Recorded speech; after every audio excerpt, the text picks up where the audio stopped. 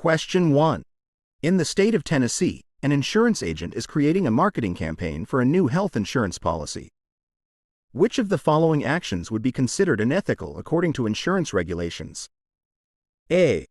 Offering a free gift to potential customers who sign up for the policy. B. Making false statements about the coverage provided by the policy.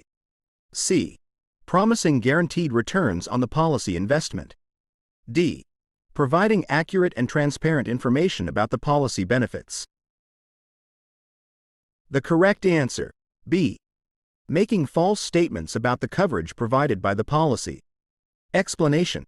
In Tennessee, as in many states, insurance agents are bound by strict ethical guidelines when marketing and advertising insurance policies.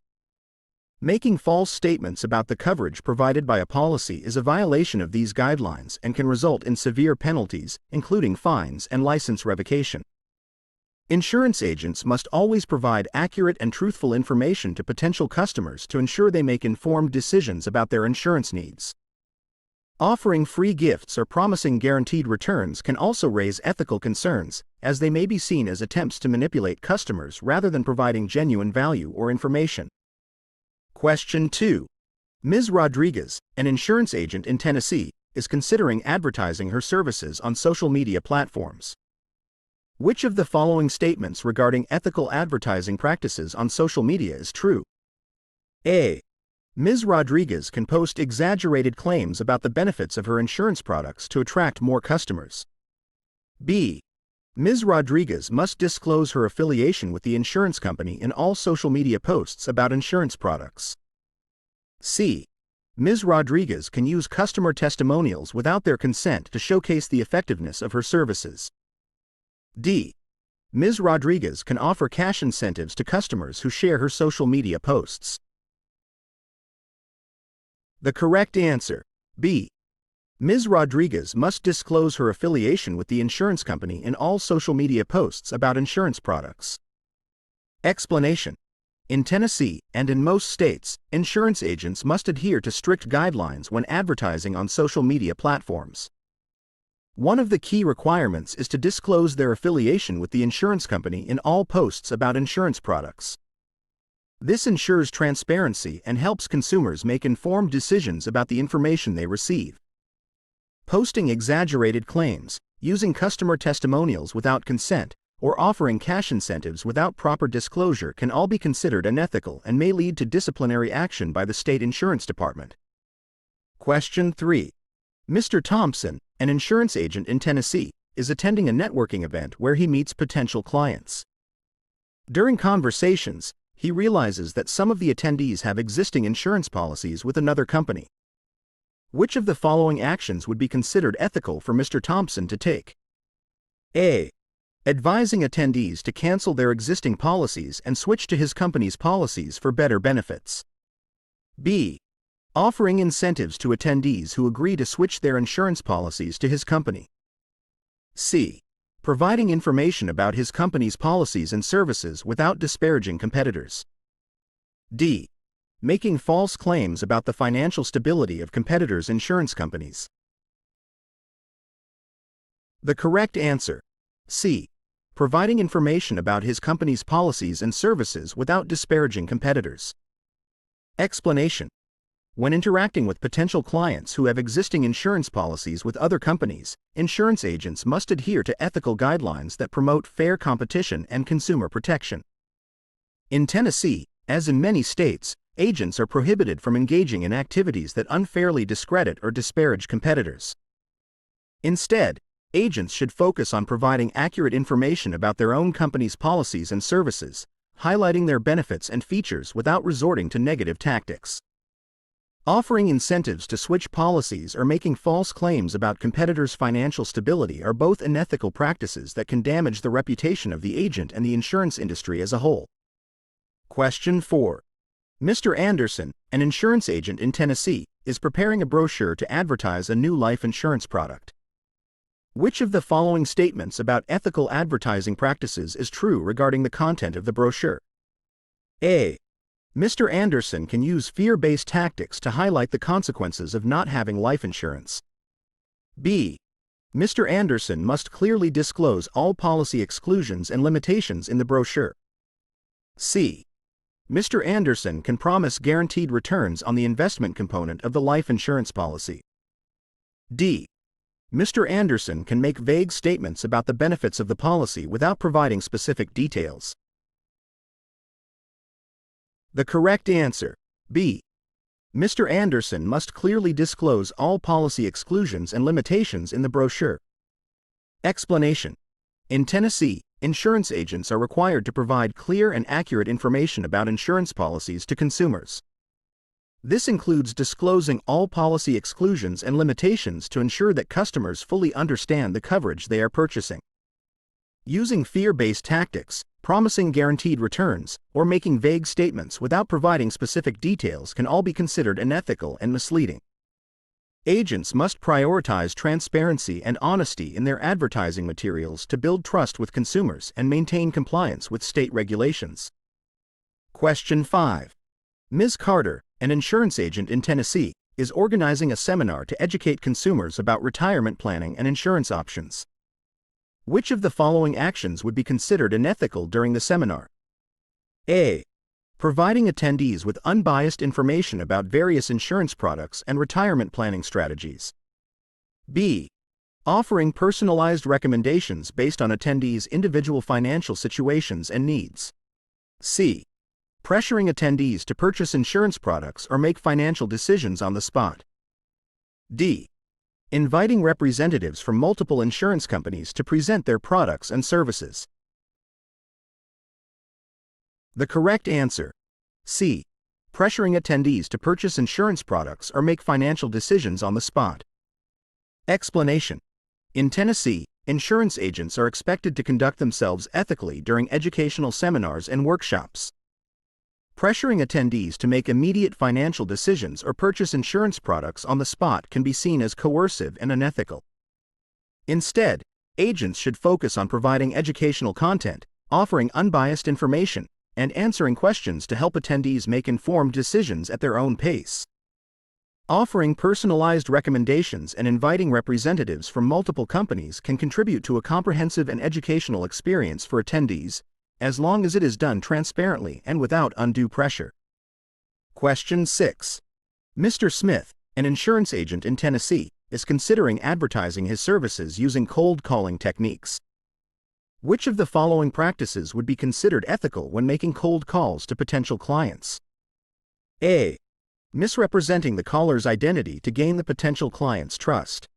B. Persistently calling potential clients who have expressed disinterest in the service. C. Providing accurate and truthful information about the insurance products and services offered. D. Offering cash incentives to potential clients who agree to purchase insurance policies. The correct answer, C. Providing accurate and truthful information about the insurance products and services offered. Explanation. Cold calling can be an effective marketing strategy for insurance agents, but it must be conducted ethically and in compliance with state regulations. In Tennessee, agents are required to provide accurate and truthful information about the insurance products and services they offer during cold calls. Misrepresenting the caller's identity, persistently calling disinterested individuals, or offering cash incentives to purchase policies are all unethical practices that can damage the agent's reputation and violate consumer protection laws. Agents should focus on building trust and providing value to potential clients through honest and transparent communication during cold calls. Question 7. Mrs. Davis, an insurance agent in Tennessee, is creating an advertisement for a new health insurance policy. Which of the following statements about ethical advertising practices is true regarding the advertisement content? A. Mrs. Davis can promise that the health insurance policy covers all medical expenses without any limitations. B. Mrs. Davis must clearly disclose any pre-existing condition exclusions in the advertisement. C. Mrs. Davis can use celebrity endorsements without disclosing if they are compensated. D. Mrs. Davis can use high-pressure sales tactics to encourage immediate sign-ups. The correct answer, B. Mrs. Davis must clearly disclose any pre-existing condition exclusions in the advertisement. Explanation. In Tennessee, as in many states, insurance agents must adhere to strict guidelines when advertising insurance policies, particularly health insurance. One of the crucial requirements is to disclose any pre-existing condition exclusions to ensure transparency and prevent misunderstandings. Promising unlimited coverage, using undisclosed celebrity endorsements, or employing high-pressure sales tactics can all be considered unethical and misleading.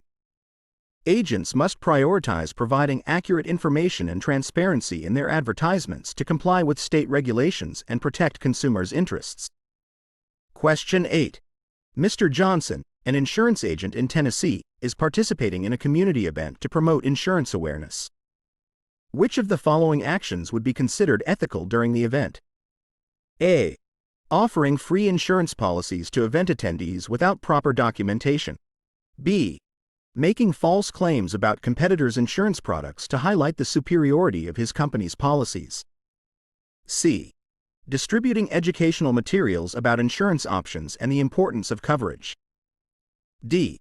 Pressuring event attendees to provide personal information for sales purposes. The correct answer: C. Distributing educational materials about insurance options and the importance of coverage. Explanation. When participating in community events to promote insurance awareness, agents must uphold ethical standards and provide valuable information to attendees. Distributing educational materials about insurance options and the importance of coverage is a responsible and ethical way to engage with the community. Offering free policies without proper documentation, making false claims about competitors, or pressuring attendees for personal information are all unethical practices that can harm the agent's reputation and violate consumer trust. Agents should focus on educating and empowering attendees to make informed decisions about their insurance needs. Question 9. Ms. White, an insurance agent in Tennessee, is creating a website to market her insurance services. Which of the following practices would be considered ethical when designing the website? A. Using deceptive advertising techniques to attract more visitors to the website. B. Providing accurate and up-to-date information about insurance products and services. C. Hiding information about policy exclusions and limitations to encourage more sign-ups. D. Offering discounts to website visitors who agree to purchase insurance policies immediately. The correct answer: B. Providing accurate and up-to-date information about insurance products and services. Explanation. When designing a website to market insurance services, agents must prioritize honesty, transparency, and accuracy in their content. Providing accurate and up-to-date information about insurance products and services is essential to building trust with potential customers and complying with ethical standards.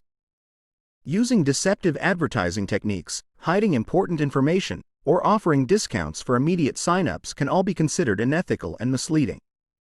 Agents should focus on creating a user-friendly website that provides valuable information and empowers visitors to make informed decisions about their insurance needs. Question 10.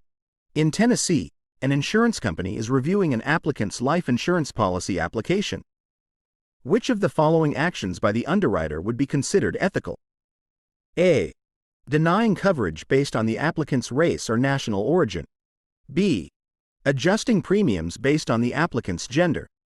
C. Assessing the applicant's medical history to determine risk. D. Automatically approving coverage without reviewing the application. The correct answer: C. Assessing the applicant's medical history to determine risk. Explanation. In Tennessee, as in most states, underwriters are responsible for evaluating insurance applications and assessing the risk associated with insuring an individual. It is ethical for underwriters to consider factors such as the applicant's medical history, lifestyle, and occupation when determining eligibility and setting premiums. However, denying coverage based on race or national origin, option A, or adjusting premiums based on gender, option B, are discriminatory practices prohibited by state and federal laws. Additionally, automatically approving coverage without proper review, option D, can lead to adverse selection and financial losses for the insurance company. Question 11. Ms. Parker, an insurance claims adjuster in Tennessee, is handling a health insurance claim for a policyholder who suffered a serious injury. Which of the following actions by Ms. Parker would be considered ethical in the claims handling process?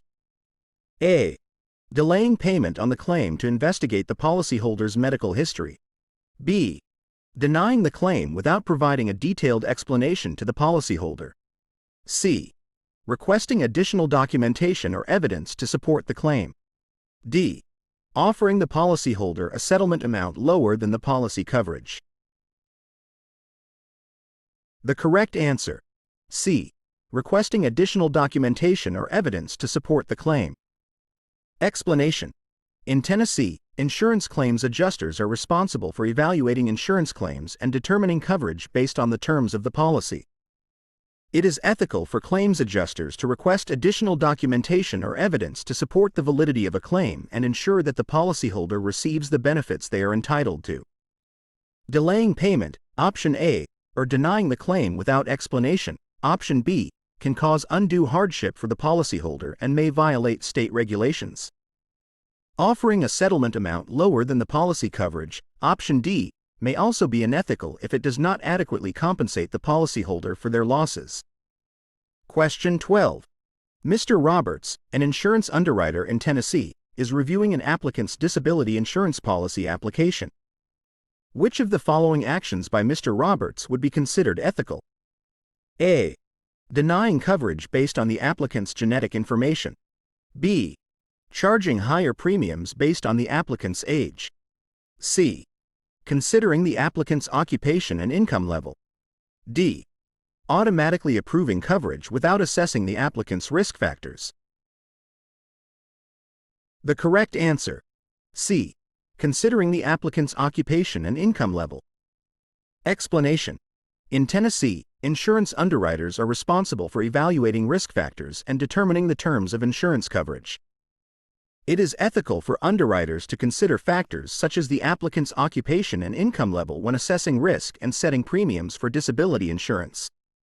However, denying coverage based on genetic information, option A, or charging higher premiums based solely on age, option B, are discriminatory practices prohibited by state and federal laws. Additionally, automatically approving coverage without proper risk assessment, option D, can lead to adverse selection and financial losses for the insurance company. Question 13. Mr. Thompson, an insurance underwriter in Tennessee, is reviewing an applicant's life insurance policy application. Which of the following actions by Mr. Thompson would be considered ethical? A. Denying coverage based on the applicant's marital status. B. Adjusting premiums based on the applicant's smoking status. C. Refusing coverage based on the applicant's religious beliefs. D.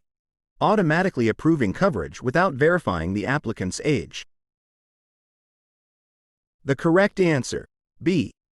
Adjusting premiums based on the applicant's smoking status. Explanation: in Tennessee, insurance underwriters are typically allowed to adjust premiums based on certain risk factors, such as smoking status, to reflect the increased risk associated with certain behaviors.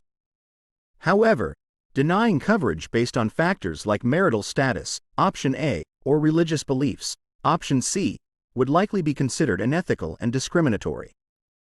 Additionally, automatically approving coverage without verifying important information like the applicant's age, option D, could lead to inaccurate risk assessment and potential financial losses for the insurance company. Question 14. Ms. Garcia, an insurance claims adjuster in Tennessee, is handling a property insurance claim for a policyholder whose home was damaged in a fire. Which of the following actions by Ms. Garcia would be considered ethical in the claims handling process? A.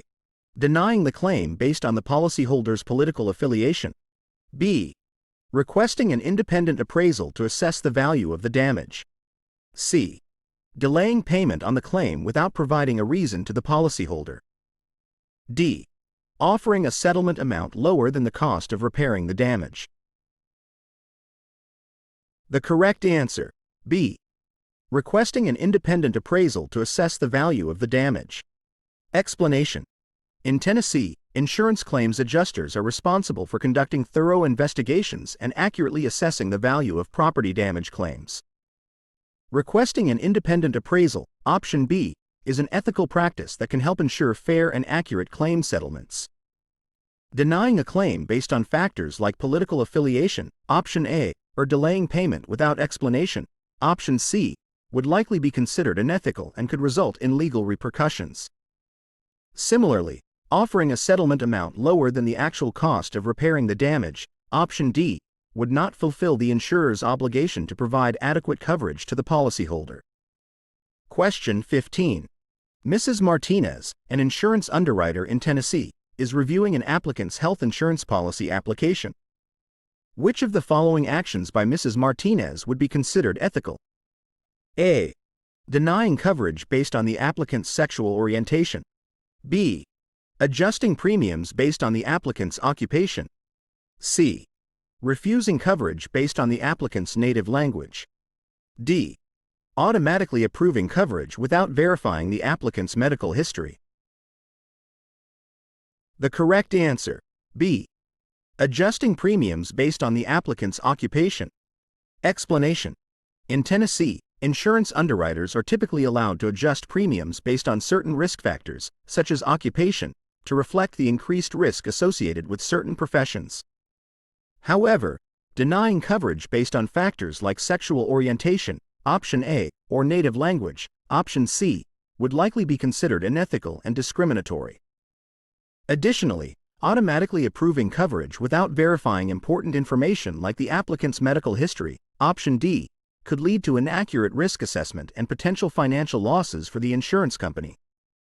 Question 16. Mr. Nguyen, an insurance underwriter in Tennessee, is reviewing an applicant's homeowner's insurance policy application. Which of the following actions by Mr. Nguyen would be considered ethical? A. Denying coverage based on the applicant's age. B. Adjusting premiums based on the applicant's credit score. C. Refusing coverage based on the applicant's religious beliefs. D. Automatically approving coverage without assessing the property's value. The correct answer, B. Adjusting premiums based on the applicant's credit score. Explanation. In Tennessee, insurance underwriters may consider factors such as credit score when determining insurance premiums, as it can be indicative of the applicant's financial responsibility. However, denying coverage based on age, option A, or religious beliefs, option C, would likely be considered unethical and discriminatory. Additionally, automatically approving coverage without assessing the property's value, option D, could lead to inaccurate risk assessment and potential financial losses for the insurance company. Question 17. Ms. Jackson, an insurance claims adjuster in Tennessee, is handling an auto insurance claim for a policyholder involved in an accident. Which of the following actions by Ms. Jackson would be considered ethical in the claims handling process? A. Denying the claim based on the policyholder's ethnicity. B. Requesting additional documentation to verify the extent of the damages. C. Delaying payment on the claim without providing a reason to the policyholder. D. Offering a settlement amount lower than the policy coverage without explanation. The correct answer, B. Requesting additional documentation to verify the extent of the damages. Explanation. In Tennessee, claims adjusters are responsible for conducting thorough investigations to determine the validity of claims and ensure fair settlements.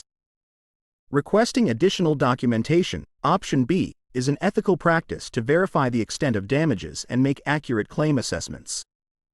Denying a claim based on ethnicity, option A, or delaying payment without explanation, option C, would likely be considered unethical and discriminatory. Similarly, offering a settlement amount lower than the policy coverage without explanation, option D, would not fulfill the insurer's obligation to provide adequate coverage to the policyholder. Question 18. Mr. Patel, an insurance underwriter in Tennessee, is reviewing an applicant's disability insurance policy application. Which of the following actions by Mr. Patel would be considered ethical? A. Denying coverage based on the applicant's sexual orientation. B. Adjusting premiums based on the applicant's medical history. C. Refusing coverage based on the applicant's educational background. D. Automatically approving coverage without reviewing the application. The correct answer, B. Adjusting premiums based on the applicant's medical history. Explanation. In Tennessee, insurance underwriters may adjust premiums based on factors such as medical history to reflect the increased risk associated with certain health conditions. However, denying coverage based on sexual orientation, option A, or educational background, option C, would likely be considered unethical and discriminatory. Additionally, automatically approving coverage without reviewing the application, option D, could lead to inaccurate risk assessment and potential financial losses for the insurance company. Question 19. In Tennessee, an insurance agent is approached by a client who requests the agent to falsify information on their insurance application to lower their premiums. What should the agent do in this situation? A. Agree to the client's request to maintain a good relationship with them. B. Refuse the client's request and explain the consequences of providing false information. C. Suggest alternative ways to lower premiums without resorting to dishonesty. D. Report the client's request to the insurance company's management. The correct answer, B. Refuse the client's request and explain the consequences of providing false information. Explanation. Insurance agents in Tennessee are bound by ethical guidelines that require them to act in the best interests of their clients and uphold the integrity of the insurance industry. Falsifying information on an insurance application is not only unethical but also illegal. By refusing the client's request and explaining the potential consequences, such as voiding the policy or facing legal penalties, the agent demonstrates their commitment to ethical conduct and protecting the interests of both the client and the insurance company. Question 20. Mr. Davis, an insurance broker in Tennessee, receives a commission from an insurance company for selling their policies. Which of the following actions by Mr. Davis would be considered ethical regarding disclosing his compensation to clients? A. Concealing information about his commissions to avoid undermining client trust. B. Voluntarily disclosing his commissions to clients upon request. C. Providing vague or evasive responses when asked about his compensation. D. Including information about his commissions in the fine print of insurance contracts. The correct answer, B. Voluntarily disclosing his commissions to clients upon request. Explanation. In Tennessee, insurance brokers are expected to act with transparency and disclose any potential conflicts of interest, including their compensation arrangements with insurance companies. Voluntarily disclosing commissions upon client request, option B, demonstrates integrity and fosters trust between the broker and the client. Concealing or providing vague responses about compensation, options A and C, may undermine client trust and could be perceived as unethical. Including commission information in the fine print, option D, may not be sufficient if clients are not actively made aware of it, so voluntary disclosure is the most ethical approach. Question 21. Ms. Roberts, an insurance underwriter in Tennessee, is reviewing a policyholder's claim for a health insurance reimbursement. The claim includes expenses for non-covered services. What should Ms. Roberts do in this situation? A. Approve the entire claim to avoid inconveniencing the policyholder. B. Deny the entire claim due to the inclusion of non-covered services. C. Approve the portion of the claim that covers covered services only. D. Approve the entire claim and notify the policyholder of the non-covered services. The correct answer, C. Approve the portion of the claim that covers covered services only. Explanation. In Tennessee, insurance underwriters are responsible for evaluating claims based on the terms of the insurance policy. Including expenses for non-covered services in a claim does not entitle the policyholder to reimbursement for those services. Approving only the portion of the claim that covers covered services, option C, is the ethical approach as it aligns with the terms of the policy and ensures fair treatment for all policyholders. Approving the entire claim, options A and D, would be unjustified and could lead to financial losses for the insurance company. Denying the entire claim, option B, may also be unfair if it includes expenses for covered services. Question 22. Mrs. Johnson, an insurance agent in Tennessee, is advising a client on the suitability of an insurance product. Which of the following actions by Mrs. Johnson would be considered ethical? A. Recommending a policy with excessive coverage to increase her commission. B. Disclosing all material facts about the policy to the client. C. Concealing information about policy exclusions to make the policy more attractive. D. Persuading the client to purchase a policy without fully understanding its terms. The correct answer, B. Disclosing all material facts about the policy to the client. Explanation. In Tennessee, insurance agents have a fiduciary duty to act in the best interests of their clients. This includes providing all material information about insurance policies to enable clients to make informed decisions. Therefore, disclosing all material facts about the policy, option B, is an ethical obligation for Mrs. Johnson. Recommending excessive coverage for commission, option A, concealing information about policy exclusions, option C, and persuading clients without understanding policy terms, option D, are unethical practices that can harm clients and violate professional standards. Question 23. Mr. Smith, an insurance broker in Tennessee, is approached by a client who requests him to recommend an insurance product solely based on its high commission rate. What should Mr. Smith do in this situation? A. Recommend the insurance product as requested to earn a higher commission. B. Educate the client about the importance of choosing insurance based on coverage needs. C. Recommend the insurance product with the highest coverage benefits regardless of commission. D. Decline the client's request and explain the potential conflicts of interest. The correct answer, B. Educate the client about the importance of choosing insurance based on coverage needs. Explanation. In Tennessee, insurance brokers are expected to prioritize the best interests of their clients over their own financial interests. Therefore, Mr. Smith should educate the client about the importance of selecting insurance products based on coverage needs rather than commission rates, option B. Recommending products solely for higher commissions, option A, or regardless of coverage benefits, option C, would be unethical as it may not serve the client's best interests. Declining the client's request and explaining conflicts of interest, option D, may also be appropriate if the client persists in prioritizing commission rates over coverage needs. Question 24. Ms. Martinez, an insurance underwriter in Tennessee, is reviewing an applicant's life insurance application.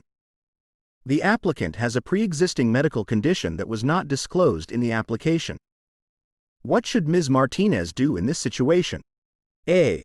Approve the application without further investigation to avoid inconveniencing the applicant. B. Deny the application immediately due to the undisclosed medical condition. C. Investigate the applicant's medical history further to determine the impact of the condition. D. Approve the application and inform the applicant about the consequences of non-disclosure. The correct answer, C. Investigate the applicant's medical history further to determine the impact of the condition. Explanation. In Tennessee, insurance underwriters are responsible for assessing the risk associated with insuring applicants. When a pre-existing medical condition is not disclosed, it is essential for the underwriter to investigate further to assess the impact of the condition on the policy. Therefore, Ms. Martinez should conduct additional investigations into the applicant's medical history, option C, to make an informed decision. Approving the application without investigation, option A, or denying it immediately, option B, without considering the circumstances would not be thorough or fair. Approving the application and informing the applicant about non-disclosure consequences, option D, may be appropriate after a thorough investigation.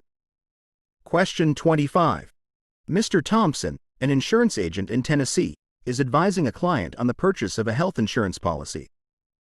The client asks Mr. Thompson to omit certain medical conditions from the application to lower the premiums. What should Mr. Thompson do in this situation? A. Agree to the client's request to maintain a good relationship with them. B. Refuse the client's request and explain the consequences of providing false information. C. Suggest ways to adjust coverage options to lower premiums legally. D. Consult with the insurance company to see if they can make an exception.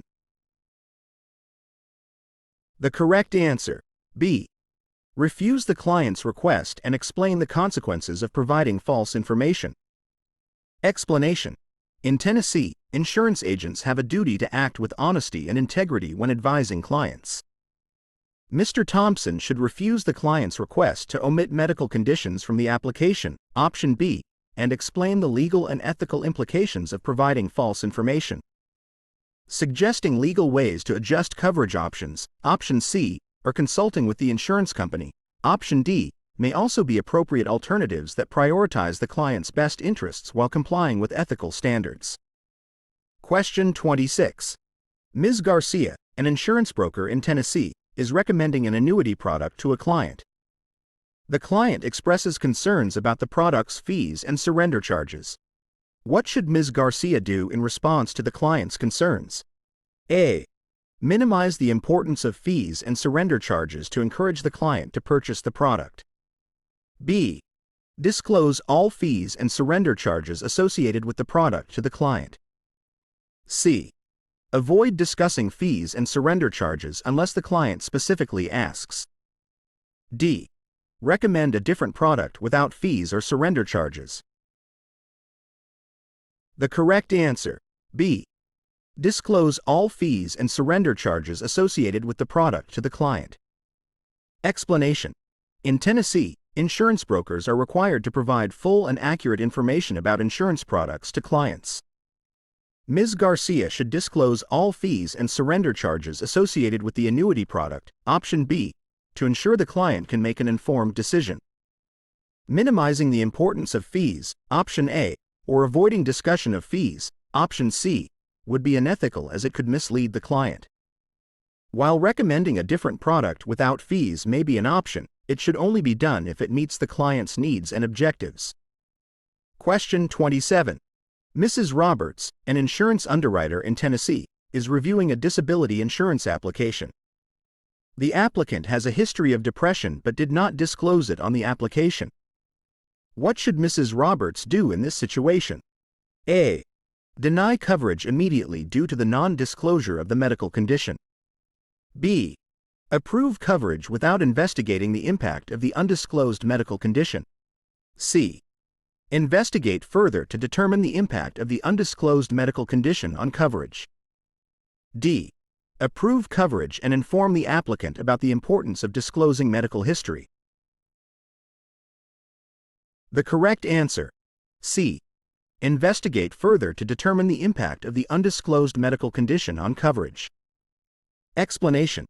In Tennessee, insurance underwriters are responsible for assessing the risk associated with insuring applicants accurately. Mrs. Roberts should investigate further, option C, to determine the impact of the undisclosed medical condition on coverage. Denying coverage immediately, option A, or approving coverage without investigation, option B, may not be fair or appropriate. Informing the applicant about the importance of disclosing medical history, option D, is also important but should be done after a thorough investigation of the situation. Question 28. In Tennessee, an insurance company is seeking approval for a new health insurance policy rate. Which of the following actions by the insurance commissioner would be considered appropriate? A. Approving the rate without reviewing the actuarial justification. B. Rejecting the rate based solely on personal opinion. C. Conducting a thorough review of the actuarial justification for the proposed rate. D. Setting the rate arbitrarily without considering market conditions. The correct answer, C. Conducting a thorough review of the actuarial justification for the proposed rate. Explanation. In Tennessee, insurance rates must be approved by the insurance commissioner to ensure they are fair and not discriminatory. The insurance commissioner is responsible for conducting a thorough review of the actuarial justification for the proposed rate, option C, to determine its reasonableness and compliance with state regulations. Approving rates without review, option A, rejecting rates arbitrarily, option B, or setting rates without considering market conditions, option D, would not be in accordance with the regulatory requirements. Question 29. Mr. Thompson is an insurance agent in Tennessee. He is preparing to sell a new life insurance policy to a client. Which of the following statements regarding the policy forms would be accurate? A. Mr. Thompson can modify the policy forms as per his preference without notifying the insurance department. B. Mr. Thompson must ensure that the policy forms comply with Tennessee insurance laws and regulations. C. Mr. Thompson can use outdated policy forms as long as the client agrees. D. Mr. Thompson is not required to review the policy forms before selling the policy. The correct answer, B. Mr. Thompson must ensure that the policy forms comply with Tennessee insurance laws and regulations. Explanation. In Tennessee, insurance agents must ensure that the policy forms they use comply with state insurance laws and regulations. Option B. Modifying policy forms without notification. Option A. Using outdated forms. Option C. Or neglecting to review the forms. Option D. Could result in violations of regulatory requirements and potential penalties. It is essential for Mr. Thompson to prioritize compliance with state regulations to protect both his clients and himself from legal and financial risks. Question 30. Mrs. Garcia is an insurance underwriter in Tennessee. She is reviewing a proposed modification to an existing auto insurance policy form. Which of the following actions would be appropriate for Mrs. Garcia to take? A. Approving the modification without consulting the insurance department. B. Rejecting the modification based on personal preferences. C. Ensuring that the modification complies with Tennessee insurance laws and regulations. D. Implementing the modification without notifying the policyholders. The correct answer, C. Ensuring that the modification complies with Tennessee insurance laws and regulations. Explanation. In Tennessee, insurance underwriters are responsible for ensuring that policy modifications comply with state insurance laws and regulations. Option C. Approving modifications without consultation. Option A. Rejecting modifications based on personal preferences. Option B. Or implementing modifications without notifying policyholders. Option D. Could lead to regulatory violations and potential legal consequences. Mrs. Garcia should prioritize compliance with state regulations to maintain the integrity and legality of the insurance policies. Question 31. Mr. Patel is an insurance broker in Tennessee. He is preparing to submit a new homeowner's insurance policy form to the insurance department for approval. Which of the following steps should Mr. Patel take to ensure compliance with regulatory requirements? A. Submit the policy form without conducting a review. B. Modify the policy form to include additional coverage options without notifying the insurance department. C. Conduct a thorough review of the policy form to ensure it complies with Tennessee insurance laws and regulations. D. Request approval from the insurance department after selling the policy. The correct answer, C. Conduct a thorough review of the policy form to ensure it complies with Tennessee insurance laws and regulations. Explanation. In Tennessee, insurance brokers are responsible for ensuring that policy forms comply with state insurance laws and regulations before submitting them to the insurance department for approval. Option C. Submitting forms without review. Option A. Modifying forms without notification. Option B. Or seeking approval after selling policies. Option D. May result in regulatory violations and penalties. Mr. Patel should prioritize compliance with regulatory requirements to protect both his clients and himself from legal and financial risks. Question 32. Mrs. Jackson is an insurance underwriter in Tennessee. She is reviewing a proposed rate increase for an existing life insurance policy. Which of the following factors should Mrs. Jackson consider when evaluating the proposed rate increase? A. The insurer's profit margin. B. The policyholder's age and gender. C. The historical performance of the insurance company. D. The actuarial justification for the rate increase. The correct answer, D. The actuarial justification for the rate increase. Explanation. In Tennessee, insurance underwriters must consider the actuarial justification for rate increases to ensure they are based on sound mathematical principles and reflect the actual risk associated with the policy. Option D. Factors such as the insurer's profit margin, Option A, the policyholder's age and gender, Option B, and the historical performance of the insurance company, Option C, may also be relevant but should not be the primary considerations when evaluating rate increases. Mrs. Jackson should prioritize fairness and accuracy in assessing the proposed rate increase to protect the interests of both the insurer and the policyholders. Question 33. Mr. Nguyen is an insurance agent in Tennessee. He is preparing to offer a new disability insurance policy to a client. Which of the following statements regarding the policy forms would be accurate? A. Mr. Nguyen can use policy forms from another state without modification. B. Mr. Nguyen must ensure that the policy forms comply with Tennessee insurance laws and regulations. C. Mr. Nguyen can modify the policy forms to exclude certain coverage options without notification. D. Mr. Nguyen is not required to review the policy forms before offering the policy. The correct answer, B. Mr. Nguyen must ensure that the policy forms comply with Tennessee insurance laws and regulations. Explanation. In Tennessee, insurance agents are responsible for ensuring that policy forms comply with state insurance laws and regulations, Option B, before offering them to clients. Using forms from another state without modification, Option A, modifying forms without notification, Option C, or neglecting to review the forms, Option D, could result in violations of regulatory requirements and potential penalties. Mr. Nguyen should prioritize compliance with state regulations to protect both his clients and himself from legal and financial risks. Question 34. Ms. Roberts, an insurance broker in Tennessee, is reviewing a proposed modification to an existing auto insurance policy form. Which of the following actions would be appropriate for Ms. Roberts to take? A. Approving the modification without consulting the insurance department. B. Rejecting the modification based solely on personal opinion. C. Ensuring that the modification complies with Tennessee insurance laws and regulations. D. Implementing the modification without notifying the policyholders. The correct answer, C. Ensuring that the modification complies with Tennessee insurance laws and regulations. Explanation. In Tennessee, insurance brokers are responsible for ensuring that policy modifications comply with state insurance laws and regulations, Option C. Approving modifications without consultation, Option A. Rejecting modifications based on personal opinion, Option B.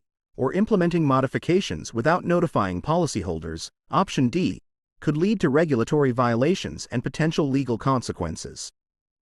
Ms. Roberts should prioritize compliance with state regulations to maintain the integrity and legality of the insurance policies. Question 35. Mr. Garcia is an insurance underwriter in Tennessee.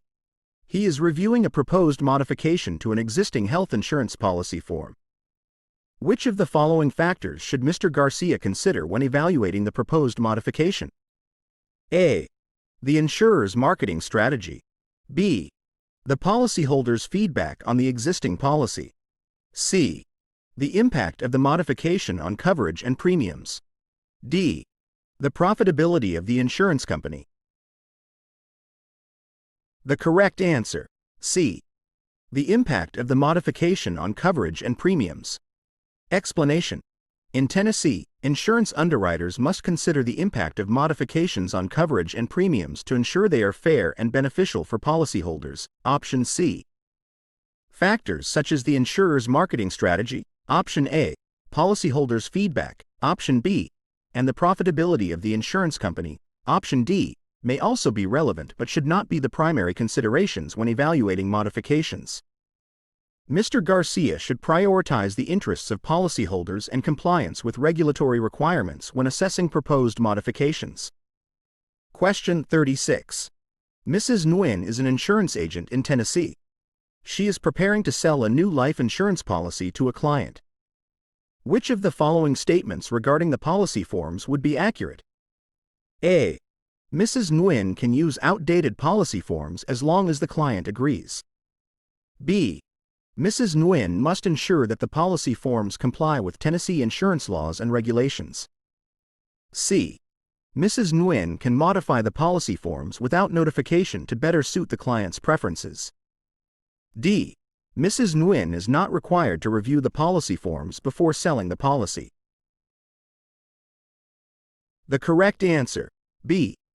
Mrs. Nguyen must ensure that the policy forms comply with Tennessee insurance laws and regulations. Explanation. In Tennessee, insurance agents are responsible for ensuring that policy forms comply with state insurance laws and regulations, option B, before offering them to clients. Using outdated forms with client agreement, option A, modifying forms without notification, option C, or neglecting to review the forms, option D, could result in violations of regulatory requirements and potential penalties. Mrs. Nguyen should prioritize compliance with state regulations to protect both her clients and herself from legal and financial risks. Question 37.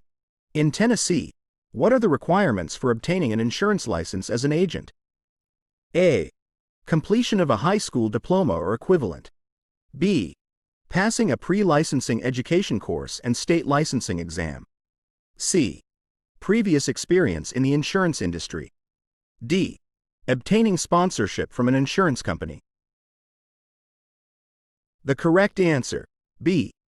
Passing a pre-licensing education course and state licensing exam. Explanation. In Tennessee, individuals seeking to become insurance agents must complete a pre-licensing education course approved by the state and pass a state licensing exam, option B. While having a high school diploma or equivalent may be necessary for some positions, it is not a specific requirement for obtaining an insurance license, option A. Previous experience in the insurance industry, option C, and obtaining sponsorship from an insurance company, option D, may be beneficial but are not mandatory for obtaining a license. Question 38. Mr. Williams, an insurance agent in Tennessee, has been licensed for several years. What are the continuing education requirements for maintaining his license? A. No continuing education requirements. B. Completion of 10 hours of continuing education every year. C. Completion of 24 hours of continuing education every 2 years. D. Completion of 40 hours of continuing education every 3 years. The correct answer, C. Completion of 24 hours of continuing education every 2 years. Explanation. In Tennessee, licensed insurance agents are required to complete 24 hours of approved continuing education courses every 2 years to maintain their license, option C. There are specific requirements regarding the content and format of these courses, which must be completed through approved providers. Options A, B, and D are incorrect as they do not reflect the actual continuing education requirements for insurance agents in Tennessee. Question 39. Ms. Lee, an insurance agent in Tennessee, is due to renew her license. What is the renewal process for insurance licenses in Tennessee? A. Submitting a renewal application with no additional requirements. B. Passing a renewal exam. C. Completion of additional pre-licensing education. D. Fulfilling continuing education requirements and submitting a renewal application. The correct answer, D. Fulfilling continuing education requirements and submitting a renewal application. Explanation. In Tennessee, insurance agents must fulfill continuing education requirements and submit a renewal application to renew their licenses, option D. Passing a renewal exam, option B, or completing additional pre-licensing education, option C, is not required for license renewal. Option A is incorrect as it does not account for the continuing education requirements mandated by the state for license renewal. Renewal applications must be submitted within a specified timeframe to avoid expiration of the license. Question 40. Mrs. Harris is a licensed insurance agent in Tennessee. She is interested in expanding her product offerings to include annuities. What does Mrs. Harris need to do to sell annuities? A. She can start selling annuities immediately since she is already licensed. B. Mrs. Harris must complete a separate annuity training course approved by the state. C. Selling annuities requires a different license than the one she currently holds. D. Mrs. Harris needs to pass a special annuity exam administered by the state. The correct answer, B. Mrs. Harris must complete a separate annuity training course approved by the state. Explanation. In Tennessee, agents who wish to sell annuities must complete a state-approved annuity training course, option B, in addition to their existing insurance license. This requirement ensures that agents have the necessary knowledge and understanding of annuity products before offering them to clients. Options A, C, and D are incorrect as they do not reflect the specific requirement for annuity training mandated by the state. Question 41. Mr. Patel is a licensed insurance agent in Tennessee who wants to renew his license. He has completed the required continuing education hours. What is the next step for Mr. Patel? A. He can continue selling insurance without any further action. B. Mr. Patel must wait for the state to automatically renew his license. C. He needs to submit a renewal application along with proof of completing continuing education. D. Mr. Patel must pass a renewal exam to maintain his license. The correct answer, C. He needs to submit a renewal application along with proof of completing continuing education. Explanation. In Tennessee, licensed insurance agents are required to submit a renewal application along with proof of completing the required continuing education hours to renew their licenses, option C. Waiting for automatic renewal, option B, is not sufficient, as agents are responsible for ensuring timely renewal of their licenses. Option A is incorrect because agents must actively renew their licenses to remain compliant. There is no requirement for a renewal exam, option D, as long as the agent has completed the necessary continuing education. Question 42. Ms. Jones is a newly licensed insurance agent in Tennessee. She wants to understand the continuing education requirements for her license. Where can Ms. Jones find information about these requirements? A. She can contact any insurance company for guidance. B. Ms. Jones should refer to the Tennessee Department of Insurance website. C.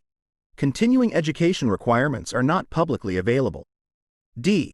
Ms. Jones can obtain information from her colleagues in the insurance industry. The correct answer, B. Ms. Jones should refer to the Tennessee Department of Insurance website. Explanation. The Tennessee Department of Insurance provides comprehensive information about licensing and continuing education requirements for insurance agents on its website, option B. This includes details about approved courses, renewal procedures, and deadlines. Options A, C, and D are incorrect as they do not provide reliable or official sources of information about licensing and continuing education requirements. It is essential for Ms. Jones to refer to official state resources to ensure compliance with regulatory standards. Question 43. Mr. Smith is a licensed insurance agent in Tennessee who wants to add a new line of insurance to his portfolio. What is the process for Mr. Smith to obtain authorization to sell this new line of insurance? A. He can immediately start selling the new line of insurance without any additional steps. B. Mr. Smith must complete a separate licensing exam specific to the new line of insurance. C. Selling the new line of insurance requires approval from the insurance company he represents. D. Mr. Smith needs to complete additional pre-licensing education and pass an exam specific to the new line of insurance. The correct answer, D. Mr. Smith needs to complete additional pre-licensing education and pass an exam specific to the new line of insurance. Explanation. In Tennessee, agents who wish to sell a new line of insurance typically need to complete additional pre-licensing education and pass an exam specific to that line of insurance, option D. This ensures that agents have the necessary knowledge and expertise to advise clients appropriately. Options A, B, and C are incorrect as they do not reflect the standard process for adding a new line of insurance to an agent's portfolio. Question 44. Ms. Patel is a licensed insurance agent in Tennessee who has recently moved to a new address. What does Ms. Patel need to do to update her license information? A. Ms. Patel's license information will automatically update with the state upon address change. B. She must notify her insurance company of the address change, and they will update her license information. C. Ms. Patel needs to submit a written notification to the Tennessee Department of Insurance within 30 days of the address change. D. There is no requirement to update license information for address changes. The correct answer, C. Ms. Patel needs to submit a written notification to the Tennessee Department of Insurance within 30 days of the address change. Explanation. In Tennessee, licensed insurance agents are required to notify the Tennessee Department of Insurance in writing within 30 days of any change in address, option C. This ensures that the state has accurate and up-to-date information for licensing purposes. Options A, B, and D are incorrect as they do not reflect the specific requirement for agents to notify the Department of address changes.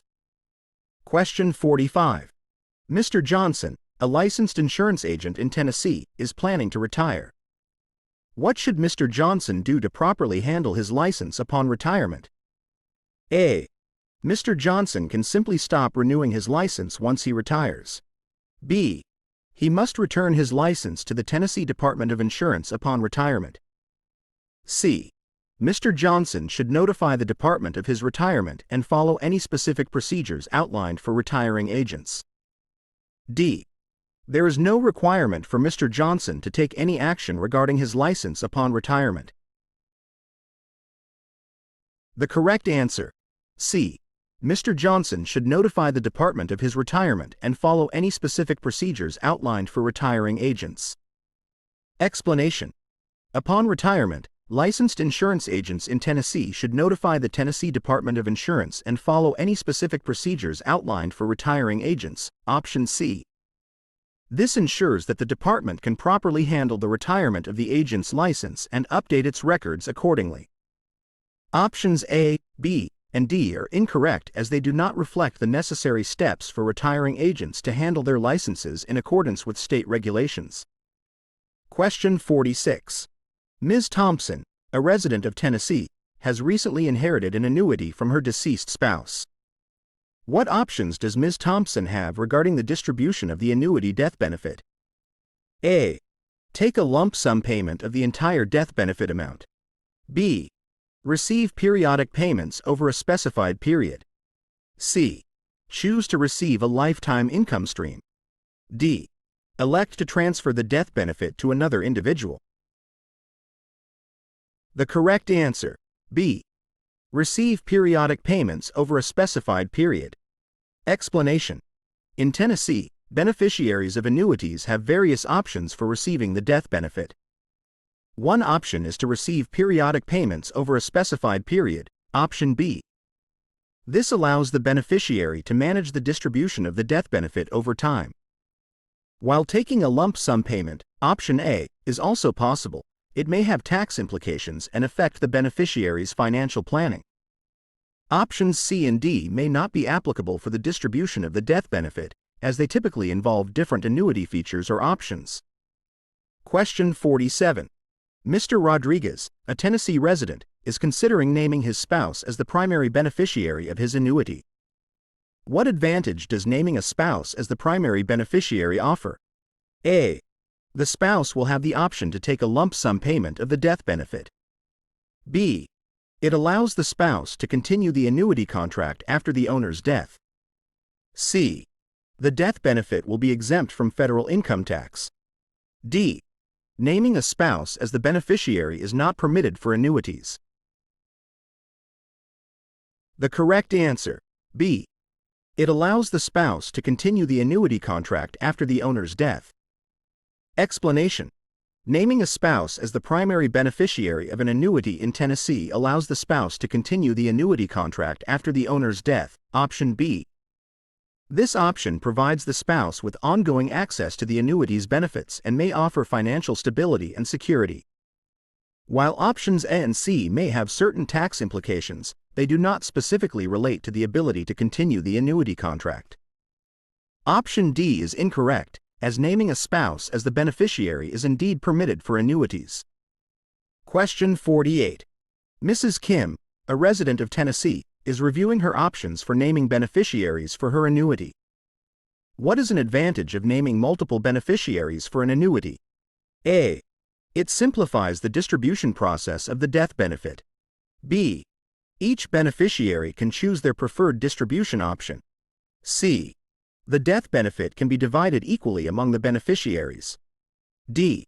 Naming multiple beneficiaries is not permitted for annuities. The correct answer, B. Each beneficiary can choose their preferred distribution option.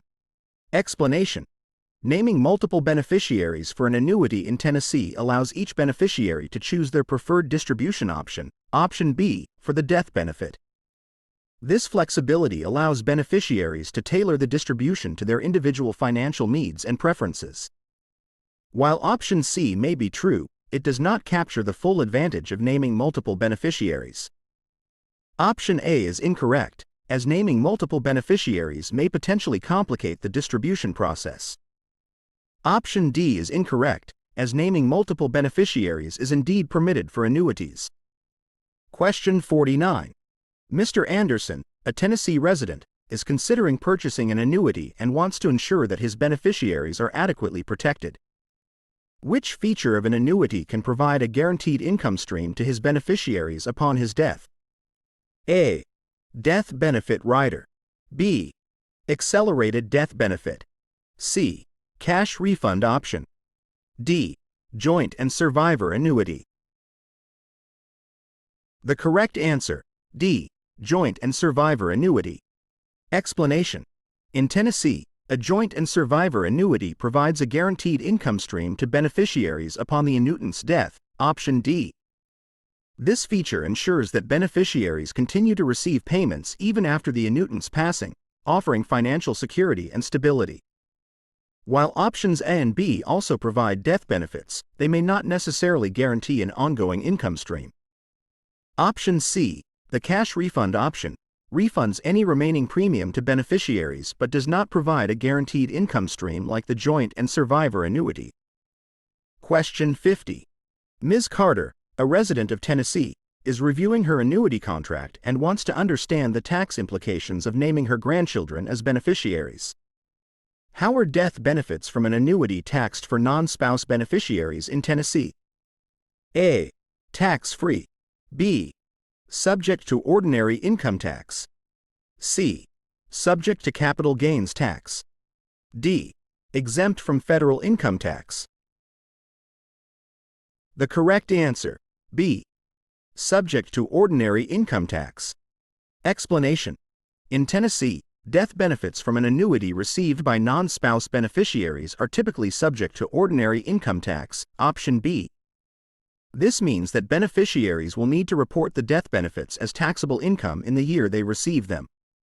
While the tax treatment may vary based on individual circumstances, it is essential for beneficiaries to understand the potential tax implications of receiving annuity death benefits. Options A, C, and D are incorrect as they do not accurately reflect the tax treatment of annuity death benefits for non-spouse beneficiaries. Question 51. Mr. Parker, a Tennessee resident, is reviewing his annuity contract and wants to change the beneficiary designation. What should Mr. Parker consider when making changes to his annuity beneficiary? A. Beneficiary's age and relationship to the annuitant. B. Tax implications for the beneficiary. C. Any contractual restrictions on beneficiary changes. D. All of the above. The correct answer, D. All of the above. Explanation: when making changes to an annuity beneficiary designation in Tennessee, Mr. Parker should consider various factors, including the beneficiary's age and relationship to the annuitant, tax implications for the beneficiary, and any contractual restrictions on beneficiary changes, option D. These considerations ensure that the beneficiary designation aligns with Mr. Parker's financial goals and objectives while complying with legal and contractual requirements. It is essential for annuity owners to carefully review and understand the implications of beneficiary designations to avoid potential complications in the future. Question 52. Mr. Roberts, a resident of Tennessee, is considering purchasing a variable annuity and wants to ensure that his beneficiaries have the flexibility to choose how they receive the death benefit. Which option would provide his beneficiaries with the most flexibility? A. Lump sum payment. B. Periodic payments over a specified period. C. Lifetime income stream. D. Systematic withdrawal plan. The correct answer, B. Periodic payments over a specified period. Explanation. By choosing periodic payments over a specified period, option B, Mr. Roberts provides his beneficiaries with flexibility in managing the death benefit. This option allows beneficiaries to receive regular payments over a predetermined period, giving them control over how and when they access the funds. Options A, C, and D offer less flexibility as they provide a lump sum payment, lifetime income stream, or systematic withdrawals, respectively, which may not align with the beneficiary's preferences or financial needs. Question 53. Mrs. Foster, a Tennessee resident, has named her daughter as the primary beneficiary of her annuity. Unfortunately, her daughter predeceases her. What happens to the annuity death benefit in this situation? A. The annuity death benefit is forfeited to the insurance company. B. Mrs. Foster can name a new beneficiary to receive the death benefit. C. The death benefit is distributed according to the annuity contract's contingent beneficiary designation. D. The death benefit is distributed to Mrs. Foster's estate. The correct answer, C. The death benefit is distributed according to the annuity contract's contingent beneficiary designation. Explanation. In Tennessee, if the primary beneficiary of an annuity predeceases the annuitant, the death benefit is typically distributed according to the annuity contract's contingent beneficiary designation, option C.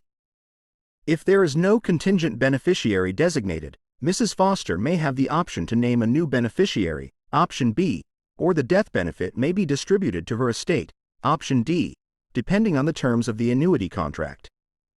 Option A is incorrect, as the death benefit is not forfeited to the insurance company but rather distributed according to the contract terms. Question 54. Mr. Johnson, a Tennessee resident, is reviewing his annuity contract and wants to understand the impact of naming his estate as the beneficiary. What potential disadvantage does naming the estate as the beneficiary of an annuity have? A. The estate may be subject to probate proceedings, delaying distribution of the death benefit. B. The death benefit may be distributed directly to creditors to settle outstanding debts. C. Naming the estate as beneficiary may result in higher taxes on the death benefit. D. The annuity contract may be invalidated and the death benefit forfeited. The correct answer, A. The estate may be subject to probate proceedings, delaying distribution of the death benefit. Explanation. Naming the estate as the beneficiary of an annuity in Tennessee may subject the death benefit to probate proceedings, option A, potentially delaying distribution to heirs or beneficiaries. Additionally, the death benefit may be used to settle outstanding debts or obligations of the estate, option B, which could reduce the amount ultimately received by beneficiaries. While options C and D may have implications depending on individual circumstances, they do not specifically address the potential delay caused by probate proceedings. Question 55. Mr. Thompson, a resident of Tennessee, is considering withdrawing funds from his annuity to cover medical expenses. What tax treatment will the withdrawn amount likely receive? A.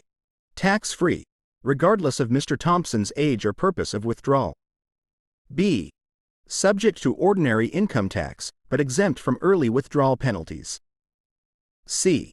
Taxed as capital gains if Mr. Thompson is over 59.5 years old. D. Taxed at a reduced rate if the withdrawal is used for qualified medical expenses. The correct answer, B. Subject to ordinary income tax, but exempt from early withdrawal penalties. Explanation. In Tennessee, withdrawals from an annuity are typically subject to ordinary income tax, option B, regardless of the purpose of withdrawal. However, If Mr. Thompson is under 59.5 years old, the withdrawal may also be subject to an additional 10% early withdrawal penalty, unless an exception applies. While option D is true for qualified medical expenses, it does not accurately reflect the general tax treatment of annuity withdrawals. Question 56.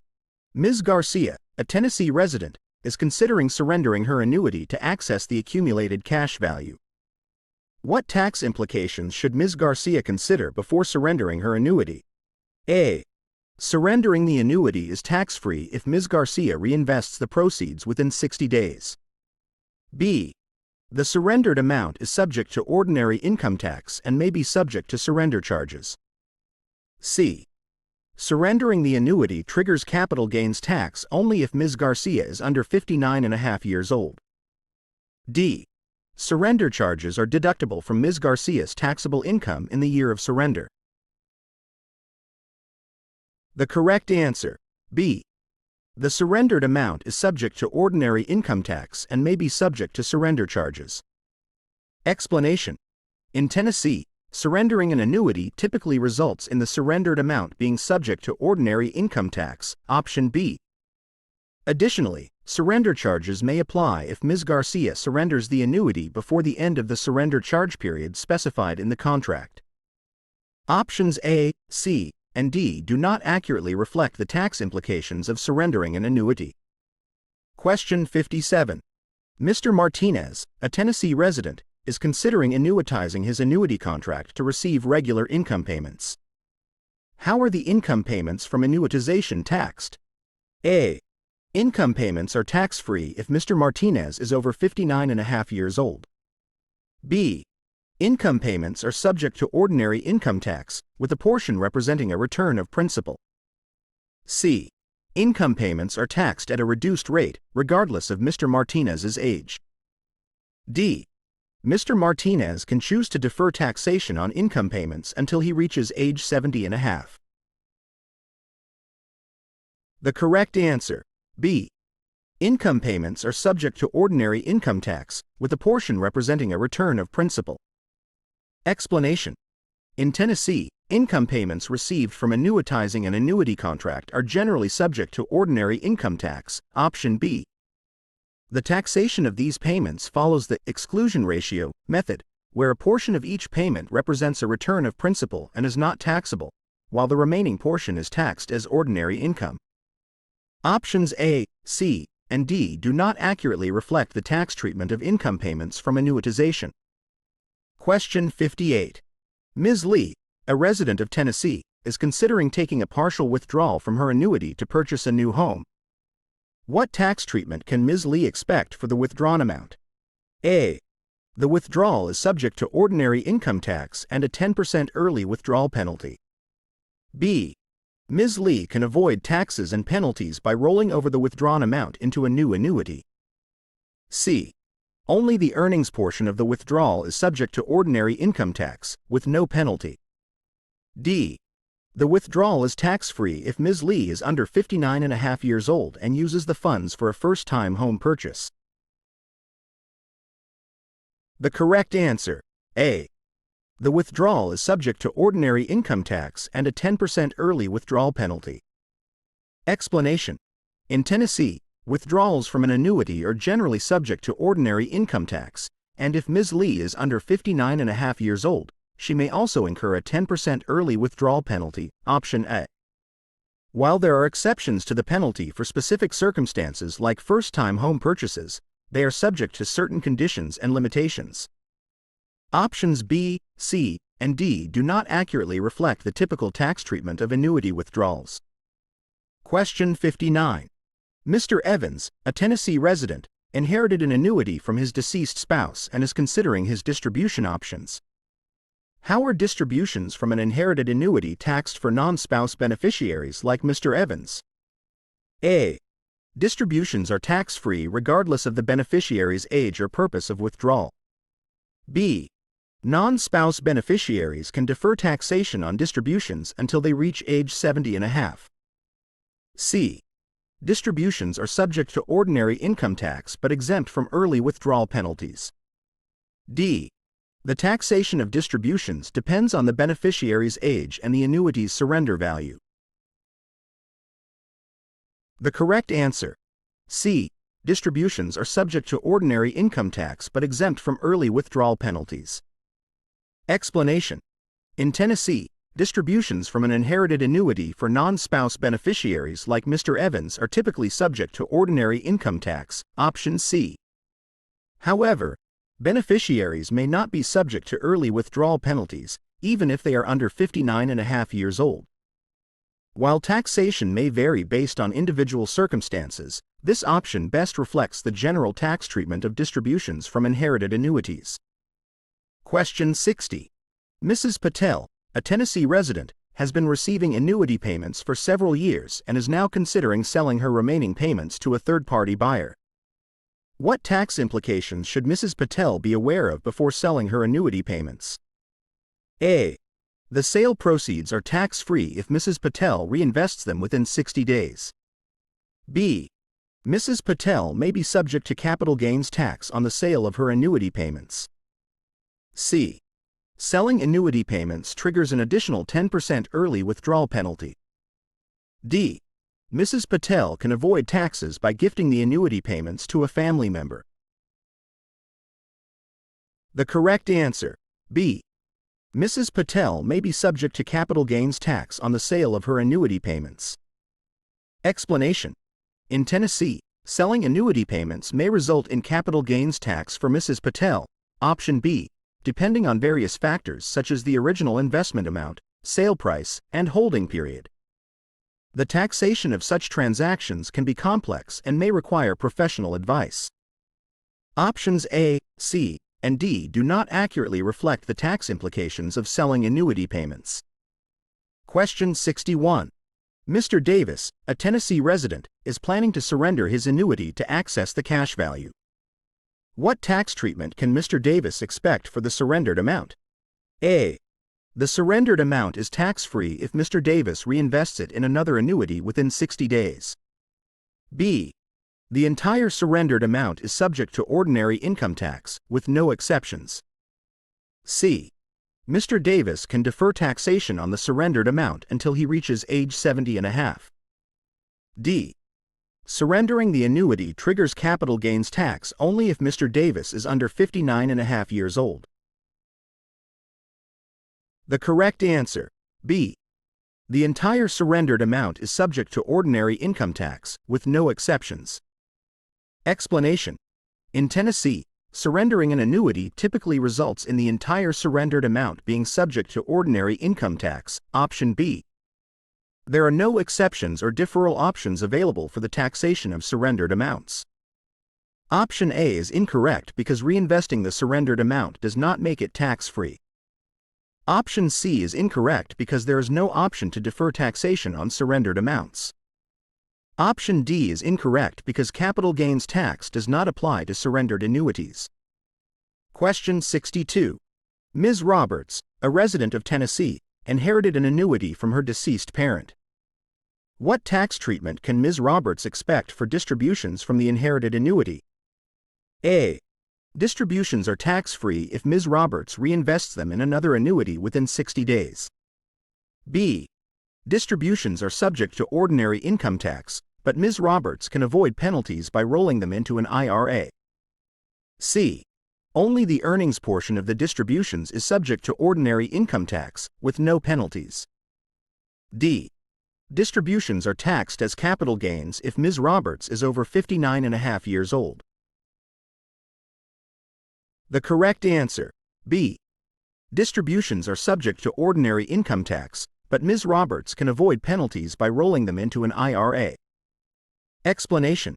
In Tennessee, distributions from an inherited annuity are typically subject to ordinary income tax, option B. However, Ms. Roberts can avoid early withdrawal penalties by rolling the distributions into an individual retirement account, IRA, within the required timeframe. Option A is incorrect because reinvesting the distributions does not make them tax-free. Option C is incorrect because all distributions are subject to ordinary income tax. Option D is incorrect because distributions from annuities are taxed as ordinary income, not capital gains. Question 63. Mr. Thompson, a Tennessee resident, is considering annuitizing his annuity contract to receive regular income payments. What tax treatment can Mr. Thompson expect for the income payments? A. Income payments are tax-free if Mr. Thompson is over 59.5 years old. B. Income payments are subject to ordinary income tax, with a portion representing a return of principal. C. Income payments are taxed at a reduced rate, regardless of Mr. Thompson's age. D. Mr. Thompson can defer taxation on income payments until he reaches age 70.5. The correct answer, B. Income payments are subject to ordinary income tax, with a portion representing a return of principal. Explanation. In Tennessee, income payments received from annuitizing an annuity contract are generally subject to ordinary income tax, option B. The taxation follows the exclusion ratio method, where a portion of each payment represents a return of principal and is not taxable, while the remaining portion is taxed as ordinary income. Option A is incorrect because all income payments are subject to taxation. Option C is incorrect because income payments are taxed at the recipient's ordinary income tax rate. Option D is incorrect because there is no option to defer taxation on income payments. Question 64. Mr. Thompson, a resident of Tennessee, is considering purchasing an annuity to supplement his retirement income. Which of the following is a characteristic of a fixed annuity? A. The rate of return varies based on the performance of underlying investments. B. Payments are adjusted periodically based on changes in the Consumer Price Index. C. The insurer guarantees a minimum interest rate on the invested premium. D. Annuity payments continue for the lifetime of the annuitant, regardless of market conditions. The correct answer, C. The insurer guarantees a minimum interest rate on the invested premium. Explanation. In Tennessee, a fixed annuity provides a guaranteed minimum interest rate on the premium invested by the annuitant, option C. This means that even if the financial markets perform poorly, the annuitant will receive a minimum level of return on their investment. Options A, B, and D describe characteristics of variable annuities, inflation-indexed annuities, and lifetime annuities, respectively. Question 65. Ms. Rodriguez, a Tennessee resident, is comparing different types of annuities. Which of the following is a key difference between an immediate annuity and a deferred annuity? A. Immediate annuities offer higher payout rates than deferred annuities. B. Deferred annuities allow the annuitant to start receiving payments immediately upon purchase. C. Immediate annuities provide tax-deferred growth on the invested funds. D. Deferred annuities require periodic contributions over a specified accumulation period. The correct answer, B. Deferred annuities allow the annuitant to start receiving payments immediately upon purchase. Explanation. In Tennessee, an immediate annuity starts making payments to the annuitant immediately after purchase, while a deferred annuity allows the annuitant to delay payments until a later date, option B. Option A is incorrect because payout rates may vary based on various factors. Option C is incorrect because tax-deferred growth is a feature common to both types of annuities. Option D is incorrect because periodic contributions are typically associated with deferred annuities during the accumulation phase, not immediate annuities. Question 66. Mrs. Parker, a Tennessee resident, is concerned about outliving her retirement savings. Which type of annuity can provide her with guaranteed income payments for life? A. Fixed annuity. B. Variable annuity. C. Immediate annuity. D. Indexed annuity. The correct answer, C. Immediate annuity. Explanation. In Tennessee, an immediate annuity can provide Mrs. Parker with guaranteed income payments for life, option C. With an immediate annuity, Mrs. Parker can convert a lump sum of money into a stream of income payments that continue for the rest of her life, providing protection against the risk of outliving her savings. Option A is incorrect because fixed annuities typically do not provide lifetime income guarantees. Option B is incorrect because variable annuity payments are based on the performance of underlying investments and may not be guaranteed for life. Option D is incorrect because indexed annuities offer returns linked to a specific index, but they may not guarantee lifetime income. Question 67. Mr. Anderson, a resident of Tennessee, wants to ensure that his annuity payments adjust for inflation over time. Which type of annuity would best suit his needs? A. Fixed annuity. B. Immediate annuity. C. Variable annuity. D. Inflation-indexed annuity. The correct answer, D. Inflation-indexed annuity. Explanation. In Tennessee, an inflation-indexed annuity would best suit Mr. Anderson's needs as it adjusts annuity payments for inflation over time, option D. This ensures that the purchasing power of his income remains relatively constant throughout retirement. Option A is incorrect because fixed annuities typically provide payments at a fixed rate without adjusting for inflation. Option B is incorrect because immediate annuities start making payments immediately and may not include inflation adjustments. Option C is incorrect because variable annuities offer payments based on the performance of underlying investments and do not necessarily adjust for inflation. Question 68. Ms. Campbell, a Tennessee resident, is interested in an annuity that provides flexibility in investment choices and potential for higher returns. Which type of annuity should she consider? A. Immediate annuity. B. Fixed annuity. C. Variable annuity. D. Indexed annuity. The correct answer, C. Variable annuity. Explanation. In Tennessee, Ms. Campbell should consider a variable annuity, as it provides flexibility in investment choices and potential for higher returns, option C. Variable annuities allow the annuitant to allocate their premiums among various investment options, such as stocks and bonds, offering the potential for growth based on market performance. Option A is incorrect because immediate annuities start making payments immediately and do not offer investment choices. Option B is incorrect because fixed annuities typically offer guaranteed interest rates without investment flexibility. Option D is incorrect because indexed annuities provide returns linked to a specific index and may not offer as much investment choice as variable annuities. Question 69. Mr. Roberts, a Tennessee resident, wants to ensure that his annuity payments continue to his spouse if he were to pass away prematurely. Which annuity feature should Mr. Roberts consider? A. Cash refund option. B. Joint and survivor option. C. Period certain option. D. Life with installments certain option. The correct answer, B. Joint and survivor option. Explanation. In Tennessee, Mr. Roberts should consider the joint and survivor option, which ensures that his annuity payments continue to his spouse if he were to pass away prematurely, option B. With this option, payments continue to the surviving spouse for the remainder of their life, providing financial security and peace of mind. Option A is incorrect because the cash refund option refunds any remaining premiums to the beneficiary upon the annuitant's death.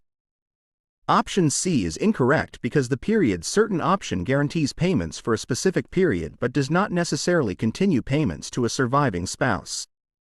Option D is incorrect because the life with installments certain option guarantees payments for a specified period but may not include provisions for a surviving spouse. Question 70. Mrs. White, a resident of Tennessee, is concerned about the potential impact of market downturns on her annuity investment. Which type of annuity provides a guaranteed minimum return on investment, regardless of market performance? A. Variable annuity. B. Immediate annuity. C. Fixed annuity. D. Indexed annuity. The correct answer, C. Fixed annuity. Explanation. In Tennessee, a fixed annuity provides a guaranteed minimum return on investment, regardless of market performance, option C. This makes it a suitable choice for individuals like Mrs. White who seek stability and predictability in their retirement income. Option A is incorrect because variable annuities returns are based on the performance of underlying investments and are not guaranteed. Option B is incorrect because immediate annuities start making payments immediately and do not offer investment guarantees. Option D is incorrect because indexed annuities provide returns linked to a specific index, but they may not offer a guaranteed minimum return. Question 71. Mr. Harris, a Tennessee resident, is interested in purchasing an annuity to provide income during his retirement years. Which feature of annuities allows Mr. Harris to defer paying taxes on investment gains until he starts receiving income payments? A. Tax-deferred growth. B. Tax-free withdrawals. C. Tax-exempt status. D. Tax-deductible contributions. The correct answer, A. Tax-deferred growth. Explanation. In Tennessee, the tax-deferred growth feature of annuities allows Mr. Harris to defer paying taxes on investment gains until he starts receiving income payments, option A. This means that any earnings within the annuity contract accumulate tax-deferred, potentially allowing for greater accumulation over time. Option B is incorrect because withdrawals from annuities are generally taxable as ordinary income. Option C is incorrect because annuities are not typically tax-exempt. Option D is incorrect because annuity contributions are made with after-tax dollars and are not tax-deductible. Question 72. Ms. Martinez, a Tennessee resident, wants to ensure that her annuity payments continue to her beneficiaries if she were to pass away prematurely. Which annuity option should Ms. Martinez consider? A. Life with refund option. B. Joint and survivor option. C. Period certain option. D. Cash refund option. The correct answer, B. Joint and survivor option. Explanation. In Tennessee, Ms. Martinez should consider the joint and survivor option, which ensures that her annuity payments continue to her beneficiaries if she were to pass away prematurely, option B. With this option, payments continue to the surviving beneficiary for the remainder of their life, providing financial security for loved ones. Option A is incorrect because the life with refund option refunds any remaining premiums to the beneficiary upon the annuitant's death. Option C is incorrect because the period certain option guarantees payments for a specific period but does not necessarily continue payments to beneficiaries. Option D is incorrect because the cash refund option refunds any remaining premiums to the beneficiary upon the annuitant's death. Question 73. Ms. Garcia, a resident of Tennessee, is considering taking a policy loan from her life insurance policy to cover unexpected medical expenses. What is a key implication of taking a policy loan? A. The loan amount is tax deductible. B. The loan must be repaid with interest to avoid negative consequences. C. Policy loans do not affect the death benefit of the life insurance policy. D. The loan amount is exempt from income tax if repaid within a specified time frame. The correct answer, B. The loan must be repaid with interest to avoid negative consequences. Explanation. In Tennessee, taking a policy loan from a life insurance policy requires repayment with interest to avoid negative consequences, option B. If the loan is not repaid, it can reduce the policy's cash value and potentially result in a decreased death benefit. Option A is incorrect because policy loan amounts are not tax deductible. Option C is incorrect because policy loans can reduce the death benefit of the life insurance policy. Option D is incorrect because policy loan amounts are not exempt from income tax. Question 74. Mr. Thompson, a Tennessee resident, is considering using a policy loan to finance his child's college education. What happens to the outstanding loan balance upon the death of the insured? A. The loan balance is forgiven by the insurer. B. The loan balance is deducted from the policy's cash value before the death benefit is paid. C. The loan balance is transferred to the beneficiary as a tax-free inheritance. D. The loan balance is subject to income tax for the beneficiary. The correct answer, B. The loan balance is deducted from the policy's cash value before the death benefit is paid. Explanation. In Tennessee, upon the death of the insured, the outstanding loan balance is typically deducted from the policy's cash value before the death benefit is paid to the beneficiary, option B. This ensures that the loan amount is repaid from the policy proceeds. Option A is incorrect because the loan balance is not typically forgiven by the insurer. Option C is incorrect because the loan balance is not transferred as a tax-free inheritance to the beneficiary. Option D is incorrect because the loan balance is not subject to income tax for the beneficiary. Question 75. Mrs. Scott, a Tennessee resident, is concerned about the impact of policy loans on her life insurance policy. What can happen if the outstanding loan balance exceeds the policy's cash value? A. The policy lapses and coverage terminates. B. The insurer increases the death benefit to cover the loan balance. C. The policy automatically converts to a term life insurance policy. D. The policyholder is not required to repay the excess loan amount. The correct answer, A. The policy lapses and coverage terminates. Explanation. In Tennessee, if the outstanding loan balance exceeds the policy's cash value, the policy may lapse, and coverage terminates, option A. This occurs because the insurer uses the policy's cash value as collateral for the loan, and if the cash value is insufficient to cover the loan, the policy becomes unsustainable. Option B is incorrect because the insurer typically does not increase the death benefit to cover the loan balance. Option C is incorrect because policies do not automatically convert to term life insurance due to excess loan amounts. Option D is incorrect because the policyholder is responsible for repaying any excess loan amount. Question 76. Mr. Johnson, a Tennessee resident, is considering taking a policy loan from his life insurance policy to fund a home renovation project. Which of the following statements regarding policy loans is true? A. Policy loans do not accrue interest. B. Policy loans do not need to be repaid if the insured passes away. C. Policy loans may reduce the cash value and death benefit of the policy. D.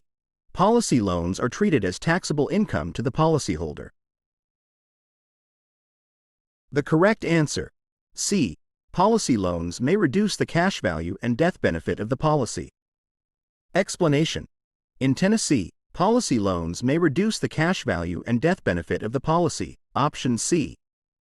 When a policy loan is taken, the insurer uses the cash value of the policy as collateral, and if the loan is not repaid, it can diminish the policy's cash value and death benefit. Option A is incorrect because policy loans typically accrue interest. Option B is incorrect because policy loans must be repaid to avoid negative consequences. Option D is incorrect because policy loans are not treated as taxable income to the policyholder. Question 77. Mrs. Adams, a Tennessee resident, is considering using a policy loan to supplement her retirement income. What happens if Mrs. Adams does not repay the loan before her policy's maturity date? A. The loan balance is forgiven by the insurer. B. The policy continues in force, and the loan balance is deducted from the death benefit.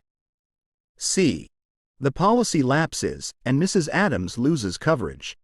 D.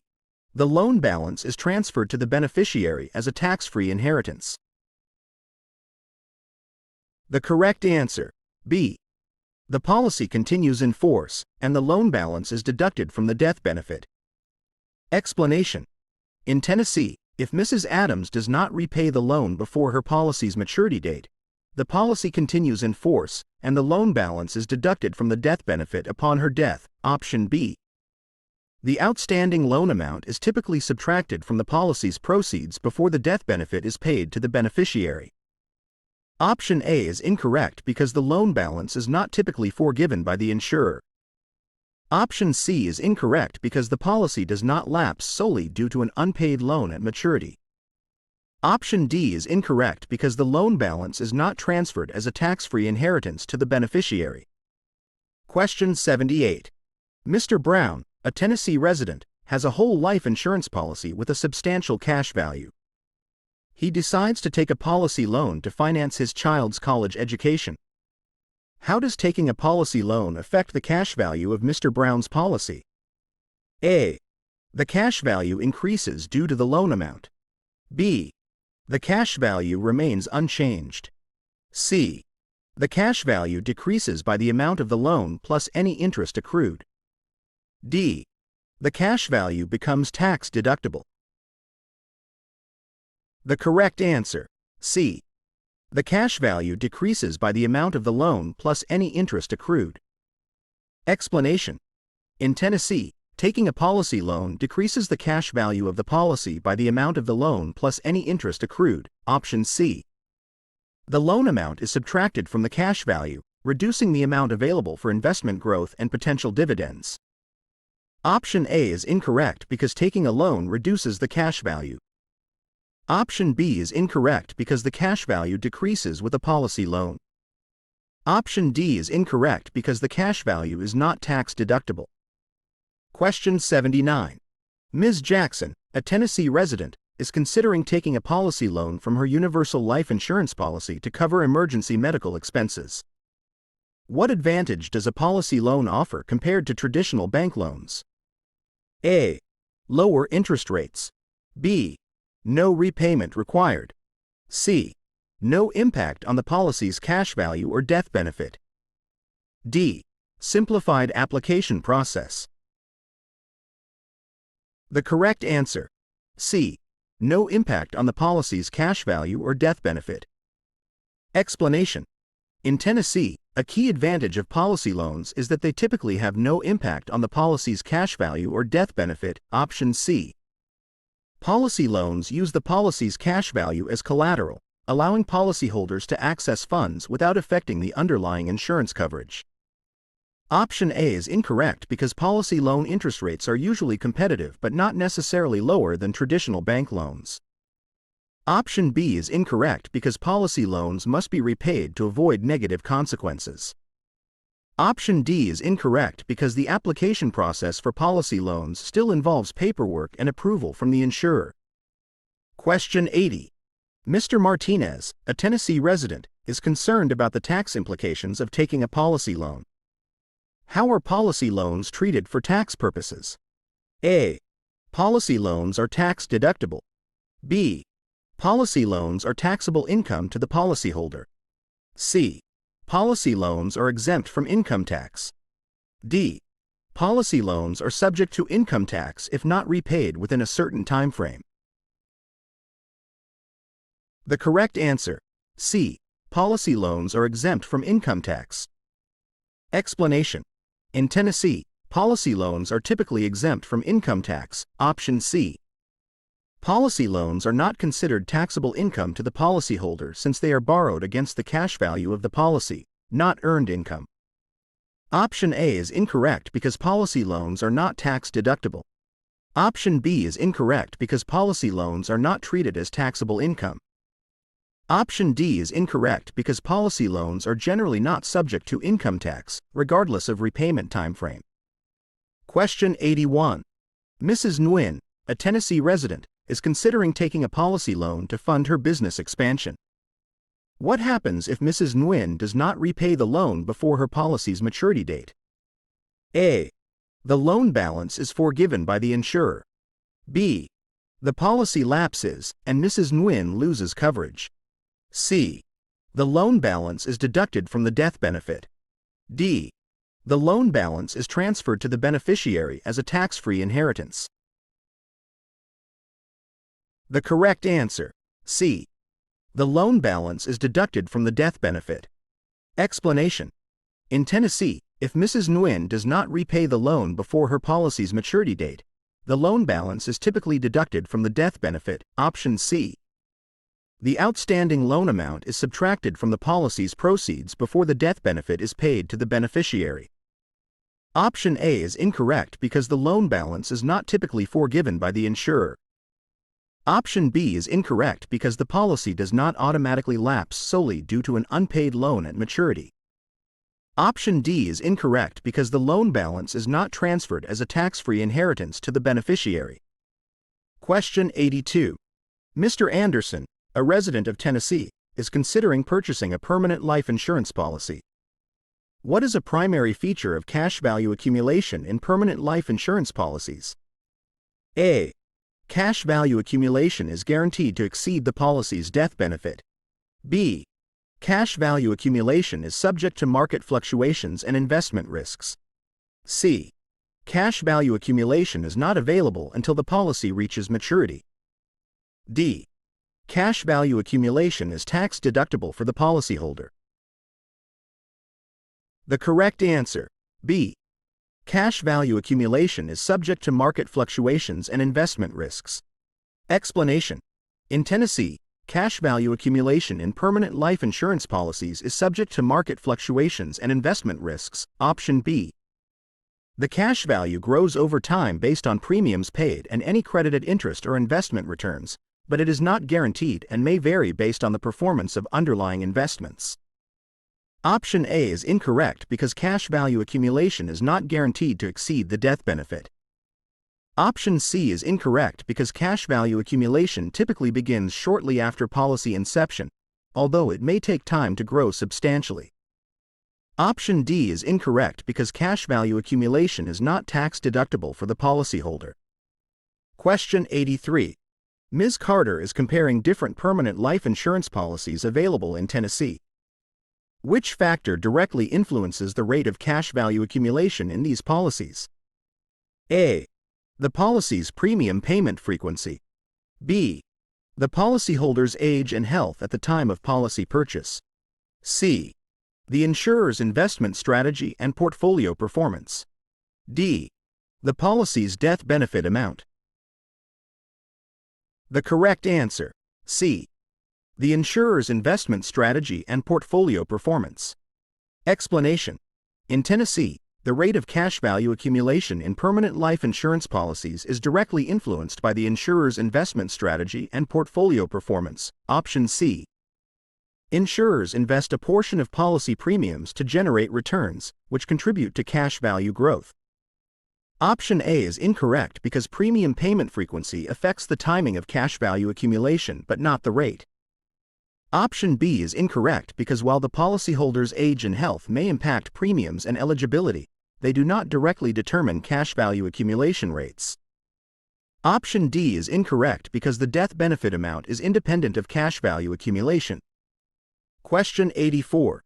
Mr. Davis, a Tennessee resident, is interested in the tax implications of cash value accumulation in permanent life insurance policies. How are policy loans treated for tax purposes when funds are withdrawn from the cash value? A. Policy loans are considered taxable income to the policyholder. B. Policy loans are tax deductible for the policyholder. C. Policy loans are exempt from income tax if repaid within a specified time frame. D. Policy loans are subject to income tax if not repaid within a certain time frame. The correct answer, C. Policy loans are exempt from income tax if repaid within a specified time frame. Explanation.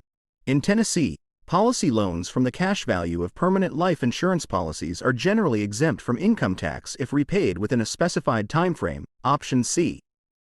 Policy loans are not considered taxable income to the policyholder since they are borrowed against the cash value of the policy, not earned income. Option A is incorrect because policy loans are not treated as taxable income.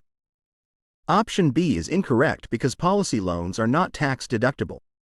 Option D is incorrect because policy loans are typically not subject to income tax, regardless of repayment time frame. Question 85. Mrs. Evans, a Tennessee resident, owns a whole life insurance policy with a cash value component. What happens to the cash value if she surrenders the policy? A. The cash value is forfeited to the insurer. B. The cash value is refunded to Mrs. Evans tax-free. C. The cash value is subject to surrender charges and potential taxes. D. The cash value is transferred to the policy's beneficiary. The correct answer, C. The cash value is subject to surrender charges and potential taxes. Explanation. In Tennessee, if Mrs. Evans surrenders her whole life insurance policy, the cash value is subject to surrender charges imposed by the insurer and may also be subject to taxes on any gains accrued beyond the total premiums paid. Option C. Surrendering a policy prematurely can result in financial penalties and tax consequences. Option A is incorrect because the cash value is not automatically forfeited but may be reduced by surrender charges. Option B is incorrect because any gains in the cash value may be taxable upon surrender. Option D is incorrect because the cash value is typically not transferred to the beneficiary upon surrender but rather paid out to the policyholder. Question 86. Mr. Foster is considering taking a policy loan from his universal life insurance policy's cash value. What advantage does a policy loan offer compared to a withdrawal from the cash value? A. Policy loans do not require repayment. B. Policy loans do not affect the policy's death benefit. C. Policy loans provide immediate access to the entire cash value. D. Policy loans are not subject to interest charges. The correct answer, B. Policy loans do not affect the policy's death benefit. Explanation. In Tennessee, a key advantage of policy loans compared to withdrawals from the cash value is that policy loans do not affect the policy's death benefit. Option B. Policy loans use the policy's cash value as collateral, allowing policyholders to access funds without reducing the death benefit payable to beneficiaries. Option A is incorrect because policy loans must be repaid to avoid negative consequences. Option C is incorrect because policy loans typically have a borrowing limit based on the available cash value. Option D is incorrect because policy loans typically accrue interest, although the interest may be at a lower rate compared to traditional loans. Question 87. Ms. Garcia, a Tennessee resident, is interested in the potential growth of the cash value in her variable life insurance policy. What should she consider regarding the investment options available within the policy? A. Investment options do not impact cash value growth in variable life insurance policies. B. Higher risk investment options typically offer higher cash value growth potential. C. Investment options in variable life insurance policies are guaranteed to provide positive returns. D. Ms. Garcia cannot switch investment options once selected. The correct answer, B. Higher risk investment options typically offer higher cash value growth potential. Explanation. In Tennessee, the investment options within a variable life insurance policy can significantly impact cash value growth potential, with higher risk options generally offering the potential for higher returns. Option B. However, higher risk investments also come with increased volatility and the potential for losses. Option A is incorrect because investment options play a crucial role in cash value growth in variable life insurance policies. Option C is incorrect because investment returns in variable policies are not guaranteed and can vary based on market performance. Option D is incorrect because policyholders often have the flexibility to switch investment options within variable life insurance policies, subject to certain restrictions and fees. Question 88. Mr. Thompson, a Tennessee resident, is considering surrendering his whole life insurance policy. How is the cash value affected if he chooses to surrender the policy? A. The cash value remains with the insurer. B. The cash value is refunded to Mr. Thompson tax-free. C. The cash value is subject to surrender charges and potential taxes. D. The cash value is transferred to the policy's beneficiary. The correct answer, C. The cash value is subject to surrender charges and potential taxes. Explanation. If Mr. Thompson chooses to surrender his whole life insurance policy in Tennessee, the cash value is subject to surrender charges imposed by the insurer and may also be subject to taxes on any gains accrued beyond the total premiums paid. Surrendering a policy prematurely can result in financial penalties and tax consequences. Option A is incorrect because the cash value is not automatically retained by the insurer but may be reduced by surrender charges. Option B is incorrect because any gains in the cash value may be taxable upon surrender. Option D is incorrect because the cash value is typically not transferred to the beneficiary upon surrender but rather paid out to the policyholder. Question 89. Ms. Rodriguez, a Tennessee resident, is interested in the tax treatment of cash value growth in her permanent life insurance policy. How are policy loans treated for tax purposes if she decides to take funds from the cash value? A. Policy loans are considered taxable income to the policyholder. B. Policy loans are tax deductible for the policyholder. C. Policy loans are exempt from income tax if repaid within a specified time frame. D. Policy loans are subject to income tax if not repaid within a certain time frame. The correct answer, C. Policy loans are exempt from income tax if repaid within a specified time frame. Explanation. In Tennessee, policy loans from the cash value of permanent life insurance policies are generally exempt from income tax if repaid within a specified time frame. Policy loans are not considered taxable income to the policyholder since they are borrowed against the cash value of the policy, not earned income. Option A is incorrect because policy loans are not treated as taxable income. Option B is incorrect because policy loans are not tax deductible. Option D is incorrect because policy loans are typically not subject to income tax, regardless of the repayment time frame. Question 90. Mr. King, a Tennessee resident, wants to understand the impact of surrendering his variable universal life insurance policy. What should he consider regarding the cash value of the policy upon surrender? A. The cash value is guaranteed to exceed the total premiums paid. B. Surrender charges may reduce the cash value available to Mr. King. C. The cash value is not affected by the policy's investment performance. D. Surrendering the policy triggers immediate taxation on the cash value. The correct answer, B.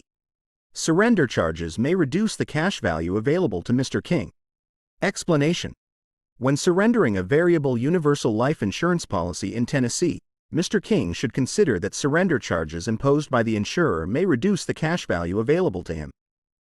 Surrender charges are often applied during the early years of the policy to recover administrative costs and commissions.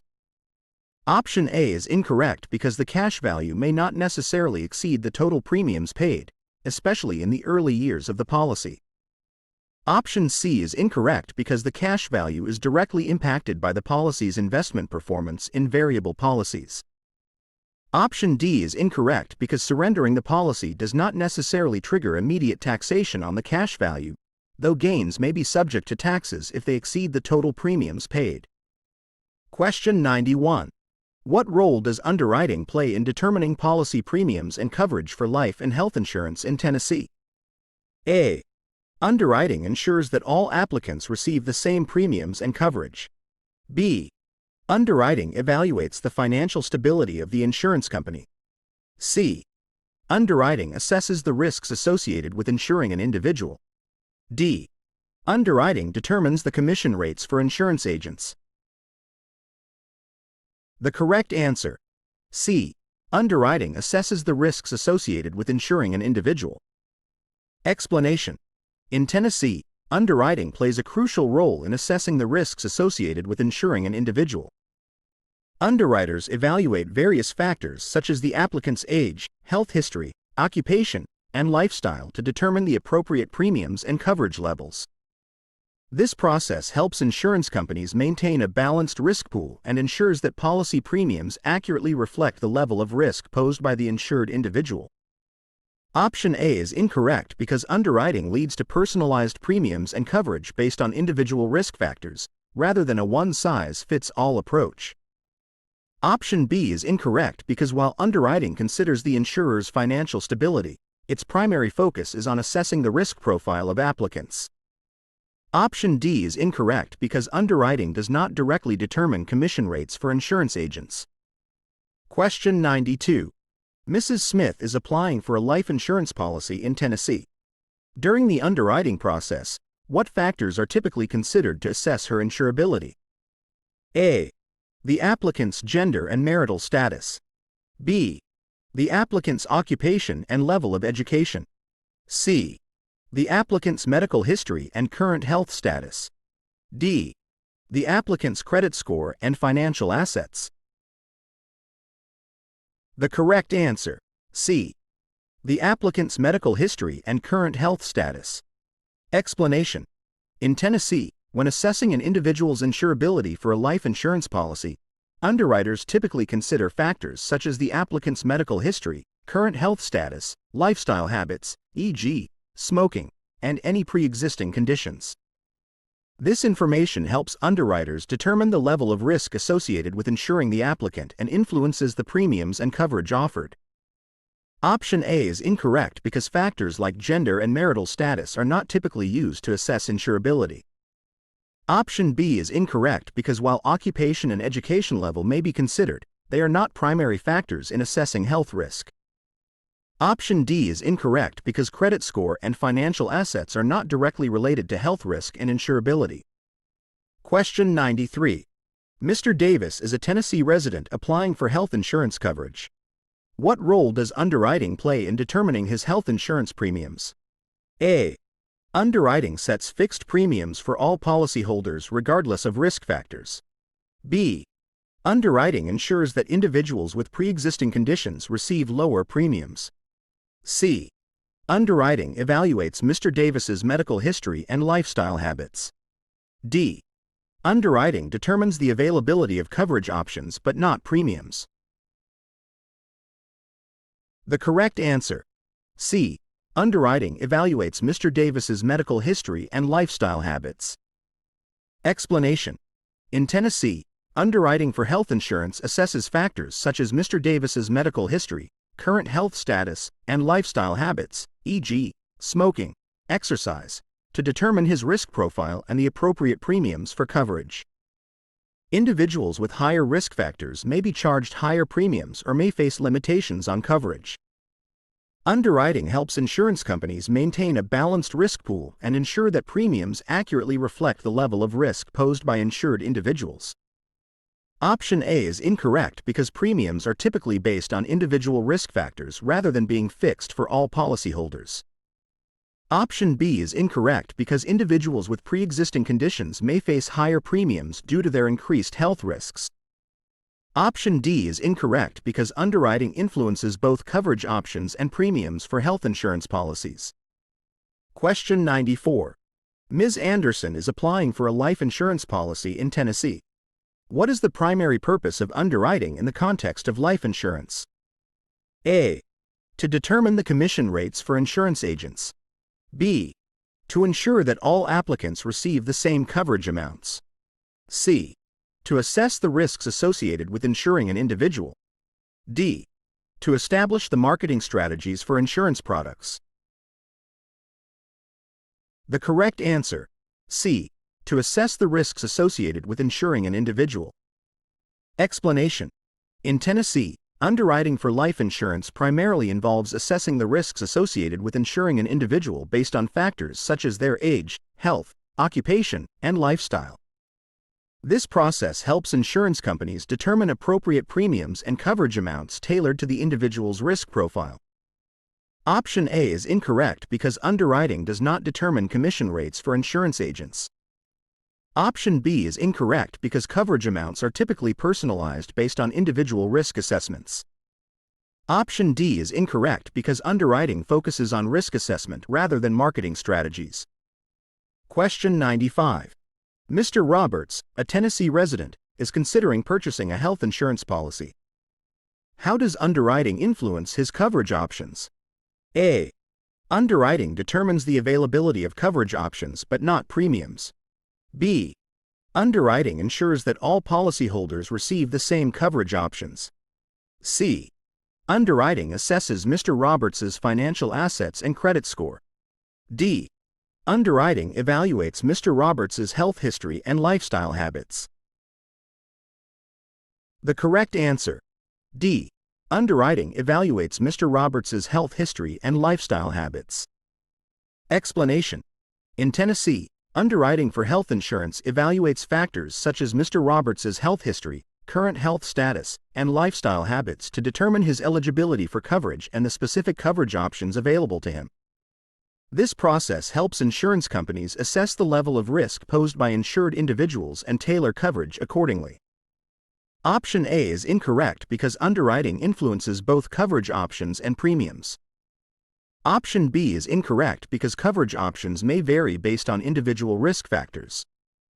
Option C is incorrect because underwriting primarily focuses on health-related factors rather than financial assets or credit score. Question 96.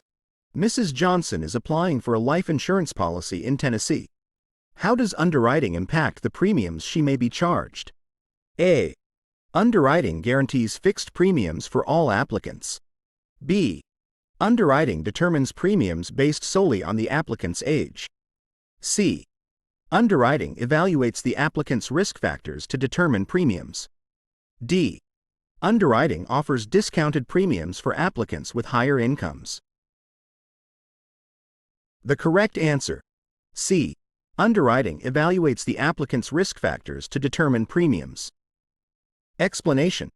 In Tennessee, underwriting for life insurance involves evaluating the applicant's risk factors, including age, health status, occupation, and lifestyle habits, to determine the appropriate premiums. Individuals with lower risk profiles may qualify for lower premiums, while those with higher risk factors may face higher premiums. Underwriting helps ensure that premiums accurately reflect the level of risk posed by the insured individual. Option A is incorrect because premiums are not fixed for all applicants but vary based on individual risk assessments. Option B is incorrect because underwriting considers multiple factors beyond just age. Option D is incorrect because premiums are typically based on risk factors rather than income level. Question 97. Mr. Thompson is applying for health insurance coverage in Tennessee. How does underwriting influence the policy's terms and conditions? A. Underwriting guarantees standard terms and conditions for all policyholders. B. Underwriting determines the availability of coverage but not the policy terms. C. Underwriting evaluates Mr. Thompson's health status to tailor the policy terms. D. Underwriting establishes the administrative procedures for claims handling. The correct answer, C. Underwriting evaluates Mr. Thompson's health status to tailor the policy terms. Explanation. In Tennessee, underwriting for health insurance assesses an applicant's health status, medical history, and other risk factors to determine the policy's terms and conditions. This includes factors such as coverage limits, deductibles, copayments, and exclusions. Tailoring the policy terms based on individual risk profiles allows insurers to offer appropriate coverage while managing risks effectively. Option A is incorrect because policy terms may vary based on individual risk assessments. Option B is incorrect because underwriting influences both coverage availability and policy terms. Option D is incorrect because underwriting focuses on risk assessment rather than administrative procedures. Question 98. Ms. Garcia is considering purchasing a life insurance policy in Tennessee. How does underwriting affect the policy's premium payments? A. Underwriting sets fixed premium amounts for all policyholders. B. Underwriting adjusts premiums based on the policy's cash value accumulation. C. Underwriting determines premiums based on individual risk factors. D. Underwriting offers discounted premiums for policyholders with higher incomes. The correct answer, C. Underwriting determines premiums based on individual risk factors. Explanation. In Tennessee, underwriting for life insurance evaluates an applicant's risk factors, such as age, health, lifestyle, and occupation, to determine the appropriate premium payments. Individuals with lower risk profiles typically qualify for lower premiums, while those with higher risk factors may face higher premium costs. Underwriting helps ensure that premiums reflect the level of risk associated with insuring the policyholder. Option A is incorrect because premiums are typically personalized based on individual risk assessments. Option B is incorrect because premium adjustments may be influenced by factors beyond cash value accumulation. Option D is incorrect because premiums are based on risk factors rather than income level. Question 99. Mr. Lee, a resident of Tennessee, is applying for a life insurance policy. How does underwriting impact the coverage options available to him? A. Underwriting guarantees a standard set of coverage options for all applicants. B. Underwriting evaluates Mr. Lee's financial assets to determine coverage options. C. Underwriting assesses Mr. Lee's health and lifestyle to tailor coverage options. D. Underwriting offers additional coverage options based on the applicant's age. The correct answer, C. Underwriting assesses Mr. Lee's health and lifestyle to tailor coverage options. Explanation. In Tennessee, underwriting for life insurance considers an applicant's health status, medical history, lifestyle habits, and other risk factors to determine the coverage options available. This ensures that the coverage offered aligns with the applicant's individual needs and risk profile. Underwriting helps insurers customize policies to provide appropriate protection while managing risks effectively. Option A is incorrect because coverage options may vary based on individual risk assessments. Option B is incorrect because underwriting primarily focuses on health and risk factors rather than financial assets. Option D is incorrect because coverage options are based on risk assessment rather than age alone. Question 100. In Tennessee, insurance underwriters employ various risk assessment tools to evaluate applicants for life insurance policies. Which of the following methodologies is commonly used to assess an applicant's health status and mortality risk? A. Credit score analysis. B. Prescription drug history review. C. Medical exams and laboratory tests. D.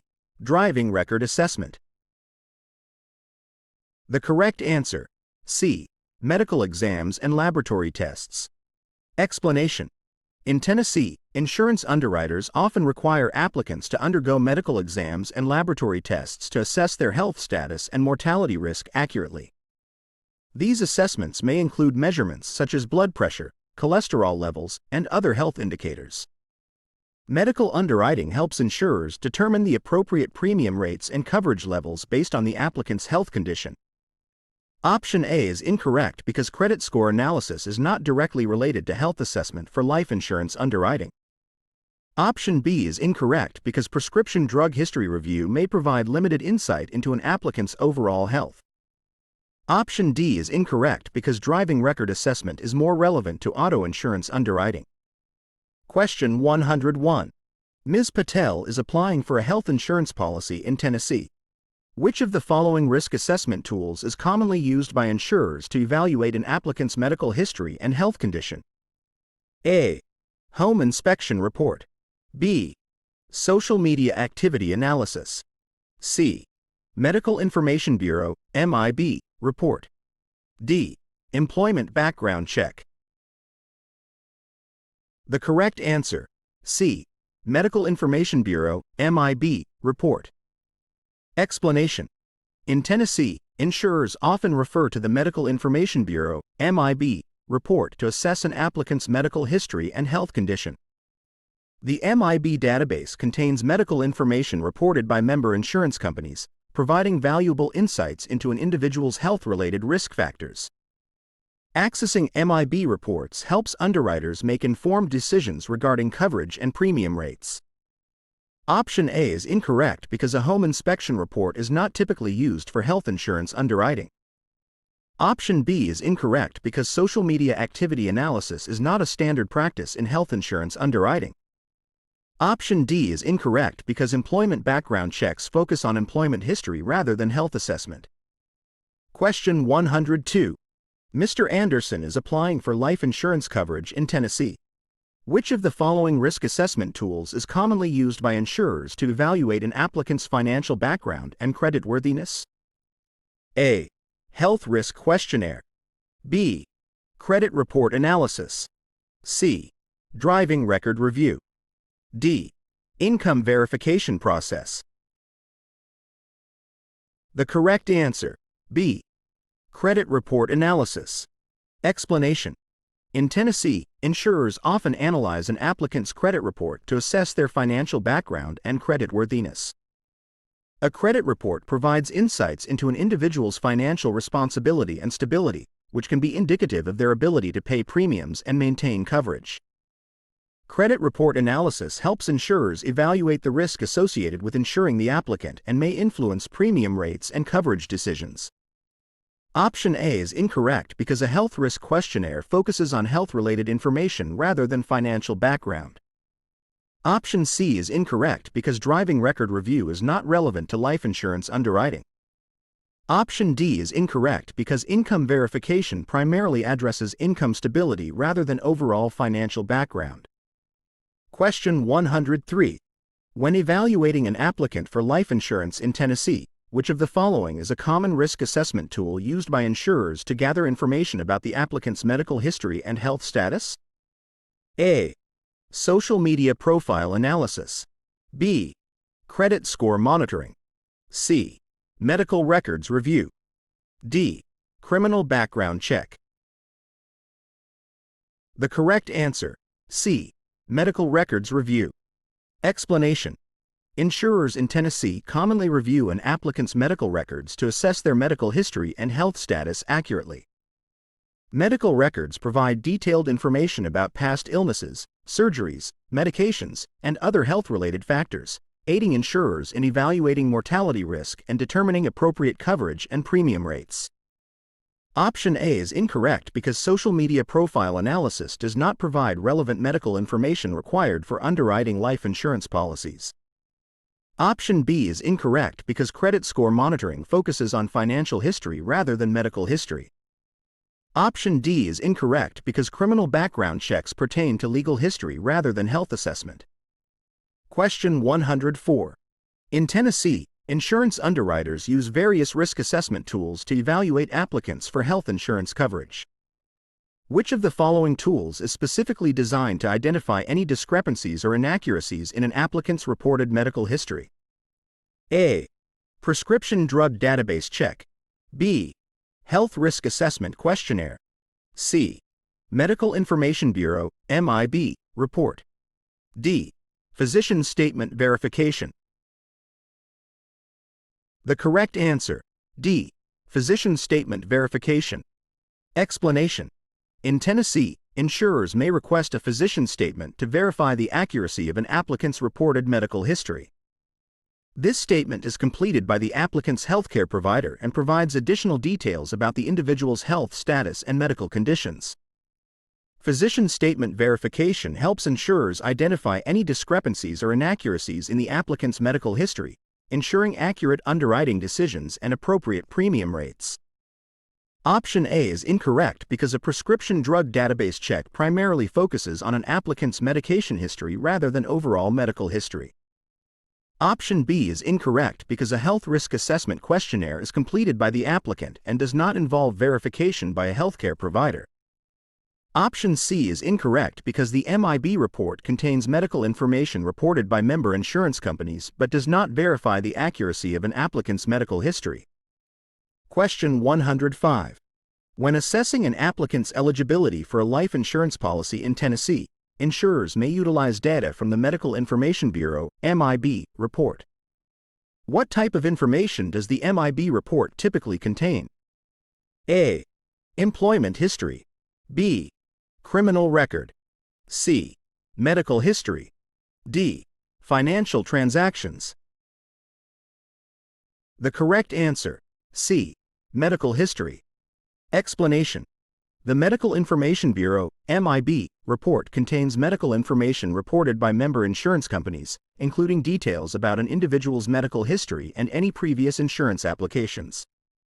Insurers in Tennessee use this information to assess an applicant's health status, identify any undisclosed medical conditions, and prevent insurance fraud. Option A is incorrect because employment history is not typically included in the MIB report. Option B is incorrect because criminal records are not part of the MIB report's scope.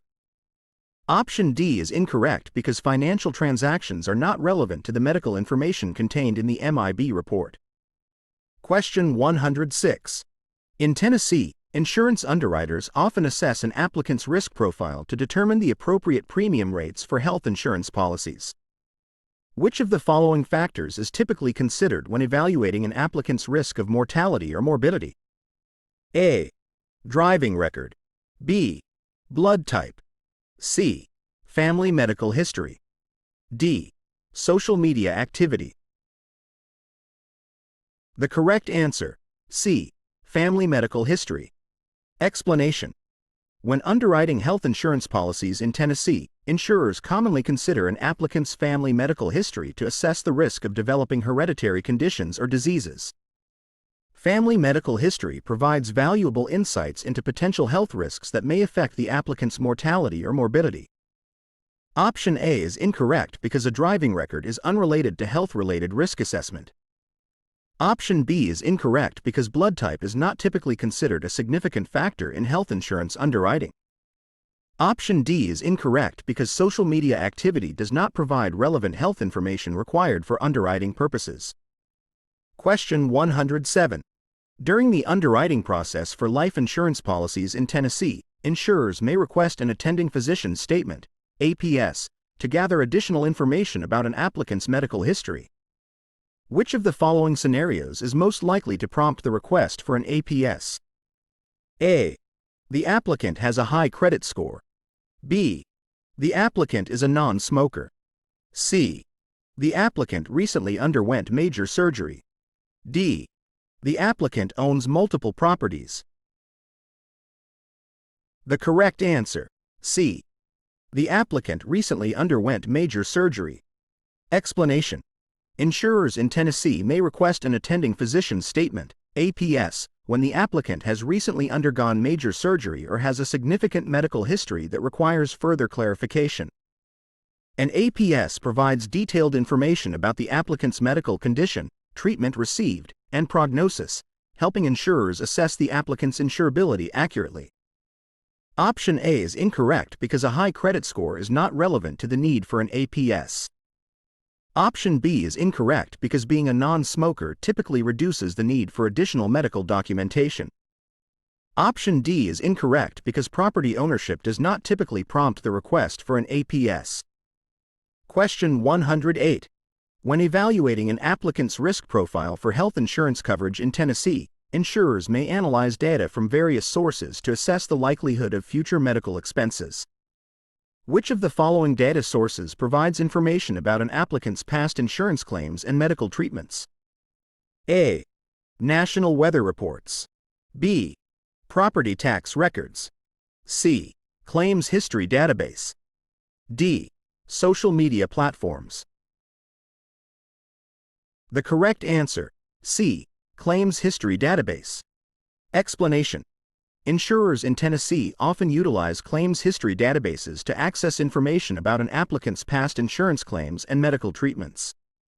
This data helps insurers assess the applicant's utilization of healthcare services, identify any pre-existing conditions, and estimate future medical expenses accurately.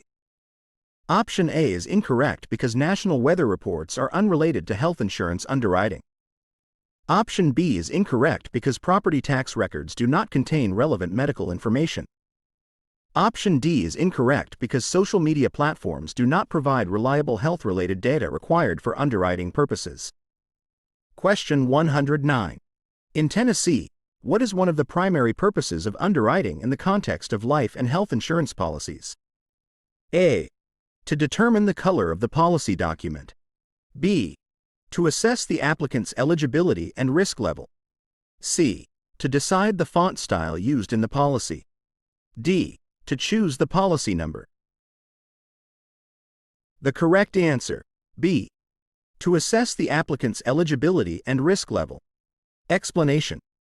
Underwriting in Tennessee involves evaluating an applicant's eligibility and risk level to determine whether to offer insurance coverage and at what premium rate. Insurers assess factors such as the applicant's health status, medical history, lifestyle habits, and occupation to make informed underwriting decisions. Options A, C, and D are incorrect because they do not represent the primary purpose of underwriting, which is to assess risk and eligibility.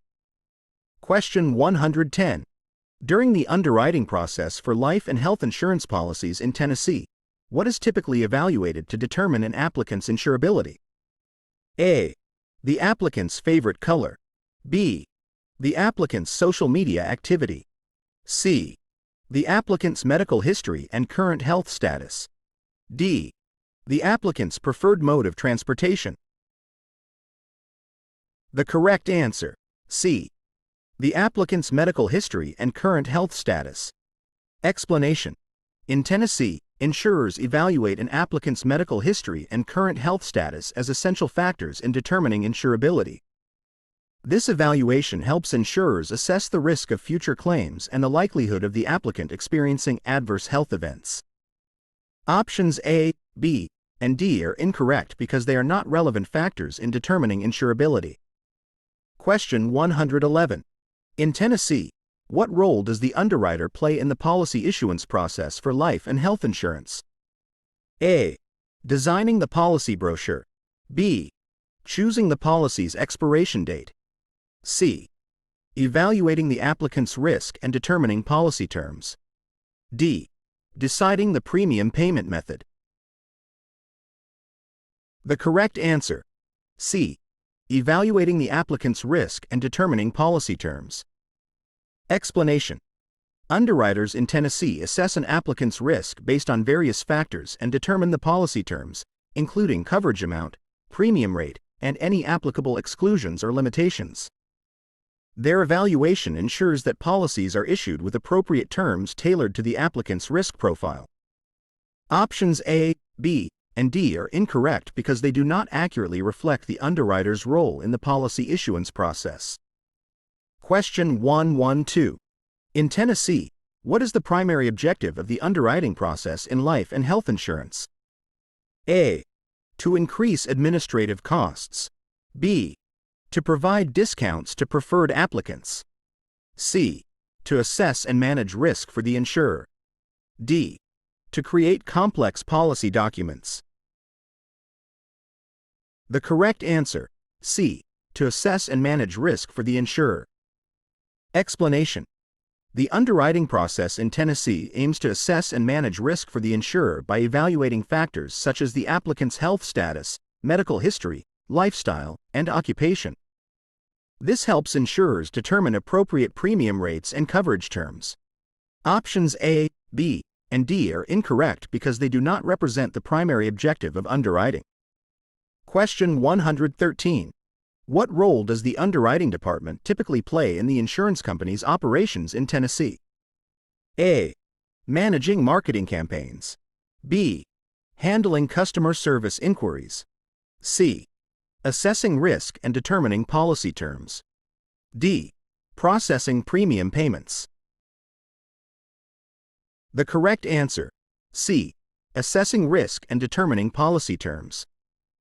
Explanation: in Tennessee, the underwriting department is responsible for assessing risk associated with insurance applicants and determining appropriate policy terms, such as coverage amounts, premium rates, and any exclusions or limitations. Options A, B, and D are incorrect because they do not accurately describe the role of the underwriting department. Question 114. When underwriting life and health insurance policies in Tennessee, what information is typically collected and evaluated? A. The applicant's favorite food. B. The applicant's political affiliation. C. The applicant's medical history and current health status. D. The applicant's preferred vacation destination. The correct answer: C. The applicant's medical history and current health status. Explanation: in Tennessee, underwriters collect and evaluate information such as the applicant's medical history, current health status, lifestyle habits, and occupation to assess their insurability and determine appropriate policy terms. This information helps insurers gauge the risk of future claims. Options A, B, and D are incorrect because they are not relevant factors in the underwriting process. Question 115. In Tennessee, what is the significance of the underwriting process in the issuance of life and health insurance policies? A. It ensures that policies are issued without any evaluation. B. It helps in identifying fraudulent applicants. C. It determines the premium amount and coverage terms. D. It solely focuses on marketing strategies. The correct answer: C. It determines the premium amount and coverage terms.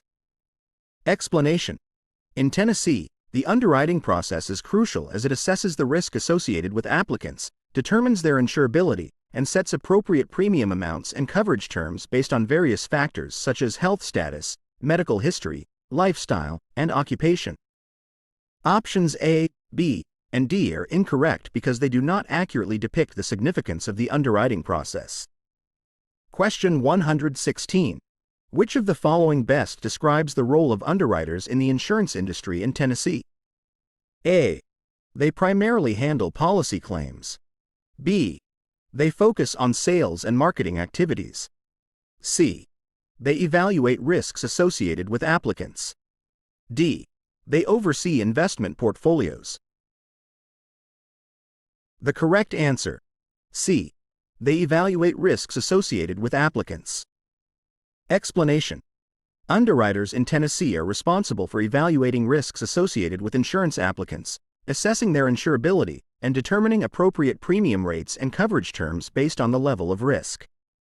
Options A, B, and D are incorrect because they do not accurately describe the role of underwriters.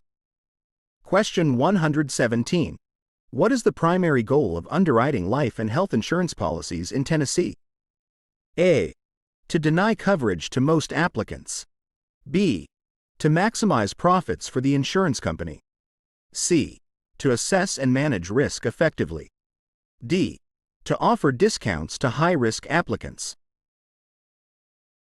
The correct answer: C. To assess and manage risk effectively.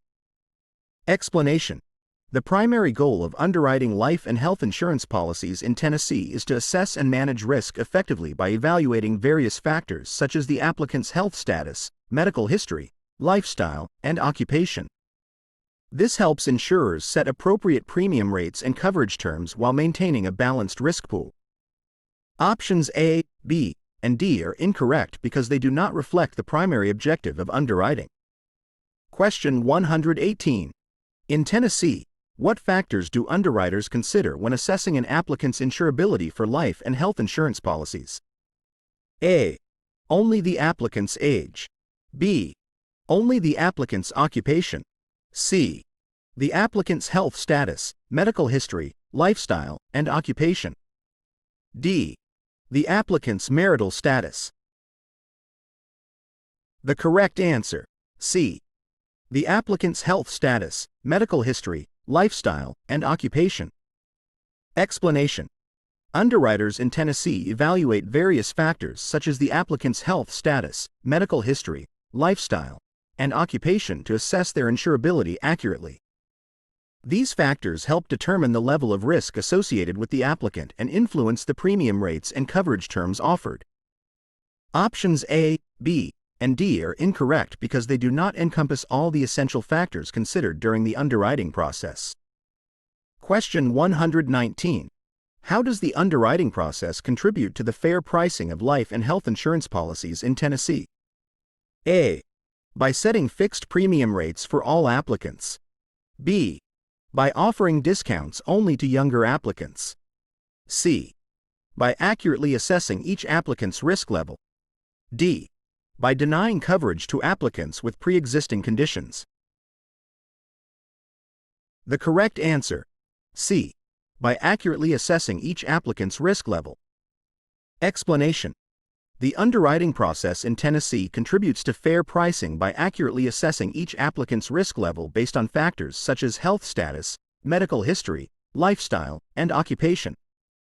This ensures that premium rates are reflective of the applicant's risk profile, leading to fair pricing for all policyholders. Options A, B, and D are incorrect because they do not represent the role of underwriting in fair pricing. Question 120. What role does the underwriting process play in maintaining the financial stability of insurance companies in Tennessee? A. It increases the number of high-risk applicants. B. It ensures that only healthy individuals are insured. C. It helps in identifying fraudulent claims. D. It enables proper risk assessment and pricing of policies. The correct answer: D. It enables proper risk assessment and pricing of policies. Explanation: The underwriting process in Tennessee enables insurance companies to maintain financial stability by facilitating proper risk assessment and pricing of policies. By accurately evaluating applicants' risk levels, insurers can set appropriate premium rates and coverage terms, ensuring a balanced risk pool and sustainable financial operations. Options A, B, and C are incorrect because they do not accurately depict the role of underwriting in maintaining financial stability.